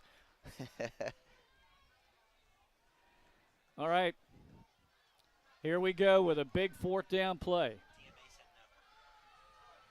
This is big. Let's see. It looks like there's some miscommunication going on in the Arundel secondary. Cosme in the gun. Drops back to pass. Pump fake. Now he rolls to the far side, throws across his body, sideline, incomplete. Oh, he had him too. It was actually a pretty darn good throw. Yeah. And he allowed his guy to make a play on it, Jaheim Cole. He just couldn't quite make the play. Oh, man, that's a tough one there for Dover. Yeah. So with only 2:08 left, Dover has just 2 timeouts remaining. And Arundel can effectively run the clock out on this ball game and beat Dover for the second straight year. We'll have to wait and see. So really, this ball game came down to a missed extra point by Dover that hit the upright on their first touchdown, and then a failed attempt at a 2-point conversion on their last touchdown that would have tied the game. Glenn, you see it all the time, right? There's 3 facets to the game. There's offense, there's defense, and the most forgot about one of those 3 is the special teams, and sometimes it's the most important part of it, to your point. Handoff to Ahmad Taylor, right up the middle as expected to the 40. Make Dover call their timeouts. They're not going to use one here. I feel like, and I get this, right? Because you wasted the timeout, you only get 2 stoppages of the clock. You want to ensure that you get the 3rd down before you call the timeout so you can stop it going on 4th down. Right. And they can get the clock down close to a little under a minute 30, I think. Keep an eye on the back judge right here, Glenn. I know it's off camera, but right here about the 45, you can see the hands up. There's 10 seconds left when the hand goes up. Yep. Once it starts pumping like it does now, you got 5. And they snap it with 5 seconds Fake pass, quarterback draw. He's stopped for a loss of a yard. Now Dover will probably call a timeout here, right? You should see it. You should see it right now. I don't see it. So he's going to let it run down a little bit more. Loss on the play of a yard. There's going to be about 20 seconds left, though, on this. I mean, it's a 40-second play clock. We're inside of a minute to go. Clock running. 55 seconds. I guess they're trying to hold on to. Dover's only got 2 timeouts. Right. Pat. Right. Yeah, I don't know. I'd have called one right there and then called it after this play. That's a bit surprising for me. Snap. Hand off to Taylor. Taylor got some positive yards. Now Dover will call a timeout and stop the clock, but it's still running. Yeah, they're going to have to put time back on the clock. They've already called a timeout. He called a timeout right after the player was down. Anyhow, it's 4th down. So I guess Coach Knapp's thought process here is, I want to save a timeout for offense. Yes. In case they get a good play and they're short of a touchdown, and we need to get Yoder out there. Yeah, that's got to be the thought process. I mean, and Coach Knapp's been doing this longer than I've been alive at a higher level. Yeah, exactly. And he did it at a higher level too. So, this may work out for them. Yeah. By the way, here's a little story I was going to allude to earlier. The athletic director, Ryan Woods, for Arundel, he played college ball at Wesley. So did Austin Eagle, the line coach for Arundel, and they played for Mike Drass and then, of course, for head coach Chip Knapp. There's a nice connection there, and maybe we'll continue to see this little rivalry between these two. And why not? Gosh, this is two close games these two have played. Seriously, Glenn, yeah, you're not kidding. And you know what? To see that Delaware connection, right, in the sense that Wesley College, a very proud, small Delaware college, breed something like this. That's a great storyline from a very historic program right here in Dover. Cole goes back deep. Low snap. Oh, boy. Oh. It's a fumble. Dover's going to take over on downs. Wow. Now that they stop the clock, the official stops the clock on a change of possession. It was a low snap. The punter couldn't pick it up. That's number 26, Xavier Phillips. He did finally get it, but it was too late to attempt a punt. This is huge, Glenn, from a field position standpoint. From a field position standpoint. Yes. Because now they are close to field goal range. They're a big play or two away from there with a timeout in pocket, as opposed to have to make 2 big chunk plays to get down here. Yep, Dover still has a timeout left. This is big. Have the ball at the Wildcat 35-yard line with 31.5 seconds to go. Miscommunication offensively. Now they reset the wideouts. Last thing you want to do is have to burn a timeout on a delay of game here. And it looks like Arundel's going to take a timeout. Yeah. They're not happy with where they are. Yep. We're going to keep it right here. It's just too exciting to step away. Absolutely. About a half a minute to go in this one. And what a game tonight, because Arundel offensively has been on the field, it seems like, the entire game. They've had well-balanced drives. They've mixed the pass in nicely with the run. Dover hasn't been on the field hardly at all, but they've made the big plays, a kickoff return, a screen pass of 70 yards, a quarterback keeper for 40 yards, and then they've taken advantage of miscues on snaps from Arundel. Yeah, they have, and that's been the difference. Like I said, these big plays that keep happening, it just keeps them in the game, right? Even though Arundel has dominated the game, and one could say they earned a win here, they haven't pulled away, and it just takes one or two mishaps when a team is this close in order to end up stealing a game like this. All right, the Arundel timeout is over. Once again, to reset, it's 21-19 Arundel. Dover with the ball at the Wildcat 35-yard line with one timeout left. And the Arundel defensive team trying to get their fans cheering on the sideline and get them up. There aren't a whole lot of them over there. I'm hoping most of them are actually back home watching this live stream. Absolutely. And if so, welcome. All right, here we go. Cosme in the gun. Kilby and Cole behind him. Two receivers to the bottom of your screen. One of them is Parker. There's the snap. Looking downfield, looking for Parker. Ball's up. Is it intercepted? It is. It's intercepted over the Wow. shoulder. Wow. And that will effectively end the game. Is that number 11, Pat? It is. It is. That is Avery Struve. Wow. Getting back there, playing the true name of it, playing safety, playing center field, goes back and makes a play on the football. Dover took their shot, went for it all there on first down. Can't quite convert. I mean, it looked like it was a post corner combination where the inside receiver went towards the sideline pylon area, and Parker went right to the goalpost. Yeah. He threw the post. The defenders went with it. Yep. Obviously, the man in the flag area is left open, but Yeah. they took their shot there. Parker actually split those two defenders, but the ball was a little bit overthrown. And what a nice over-the-shoulder interception made. Just really good coverage by Arundel there, Glenn. Yeah. They stayed at home. They made sure no one got behind them. They were deeper than the deepest, and they came away with the big-time turnover right there. Clock running. It's going to run out. And another tremendous close game between these two to begin the season. What an exciting one. It came right down to the last second. But Arundel is going to come away with a win, 21-19. Again, they will take on the Smyrna Eagles from Delaware in their home opener next Friday night, and Dover will go up to Hodson Votech. Let's take a break. We'll tally up our unofficial stats. We'll be back to wrap this up on the postgame here on Delaware Live, powered by 302 Sports.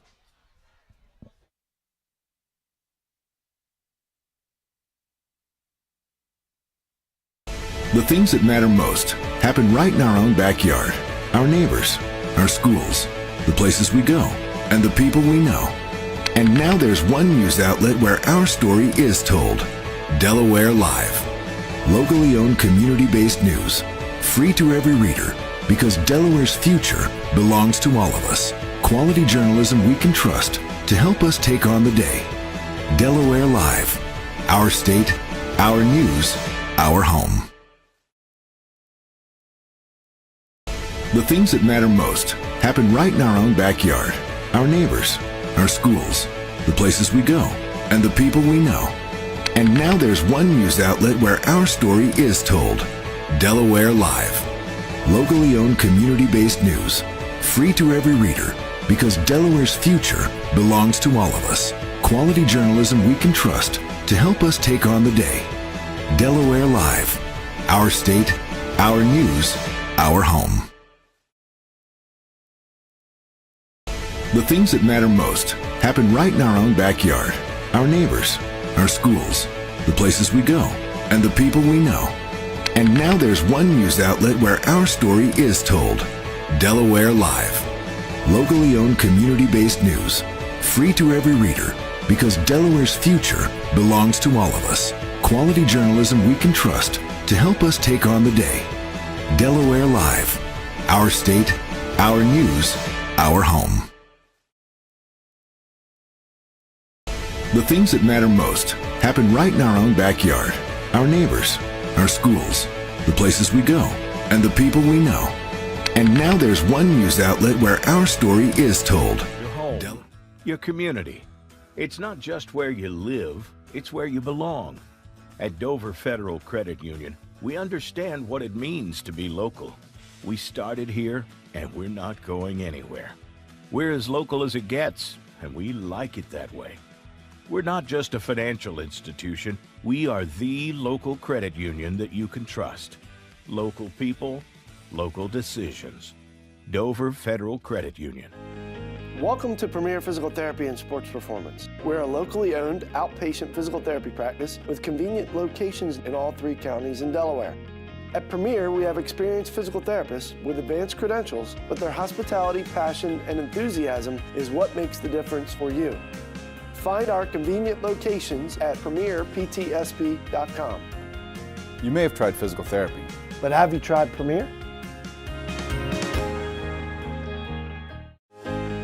Welcome to Premier Physical Therapy and Sports Performance. We're a locally owned outpatient physical therapy practice with convenient locations in all 3 counties in Delaware. At Premier, we have experienced physical therapists with advanced credentials, but their hospitality, passion, and enthusiasm is what makes the difference for you. Find our convenient locations at premierptsp.com. you may have tried physical therapy, But have you tried Premier? Hey, we're back here on the post-game show. Glenn Fraser alongside Pat Gariantes. And Pat, dominating performance by Arundel, but you wouldn't know it by the scoreboard. 21-19 final. You wouldn't. There was definitely some miscues there by Arundel, and Dover took advantage of them. Hitting some big-time plays. John Parker stepped up today with the 70-yard screen pass for a touchdown. He broke loose, and then a kickoff return, about 80 yards on that kickoff return after Arundel had taken a 21-13 lead. They took advantage of mistakes, but don't get it twisted. I mean, Arundel, they played and executed a very, very good game plan here today, and were able to, for them, luckily survive some pretty crucial mistakes in big-time moments. All right, let's take a look at the unofficial stats. 82 yards rushing for Ahmad Taylor, 4 yards rushing for Bowdry, and after the sack yardage is taken off, -7 for Camachi. 85 yards total rushing for the Arundel Wildcats. Camachi, what a game. 24 out of 36 passing, 238 yards, 2 touchdowns, and his longest pass was 24 yards to Gilmore for a touchdown, and he just spread it all over the place. He used all 4 of those receivers the whole game. Absolutely, and he's going to end up being the player of the game for this one for sure, Glenn. Definitely. Dover stats, 24 yards rushing for Parker, 9 for Cole, 30 for Abrams, 54 for Cosme, 117 yards on the ground for Dover. Cosme 3 out of 11 for 77 yards through the air. But here's the disparity. 33 offensive plays for Dover, 80-plus for Arundel. And if it weren't for the big plays and the miscues by Arundel on some of their snaps, that kept Dover in the ballgame. It did. I mean, you saw in the first half, they had a botched snap as they were on the doorstep of scoring a touchdown, which gave Dover the ball around the 30-yard line or so. That alone would have flipped this game around. That was almost a third. That was a 7 to 13-point swing right there. Yeah. You're exactly right. I mean, the mishaps kept Dover in, and Dover took advantage of them for the most part.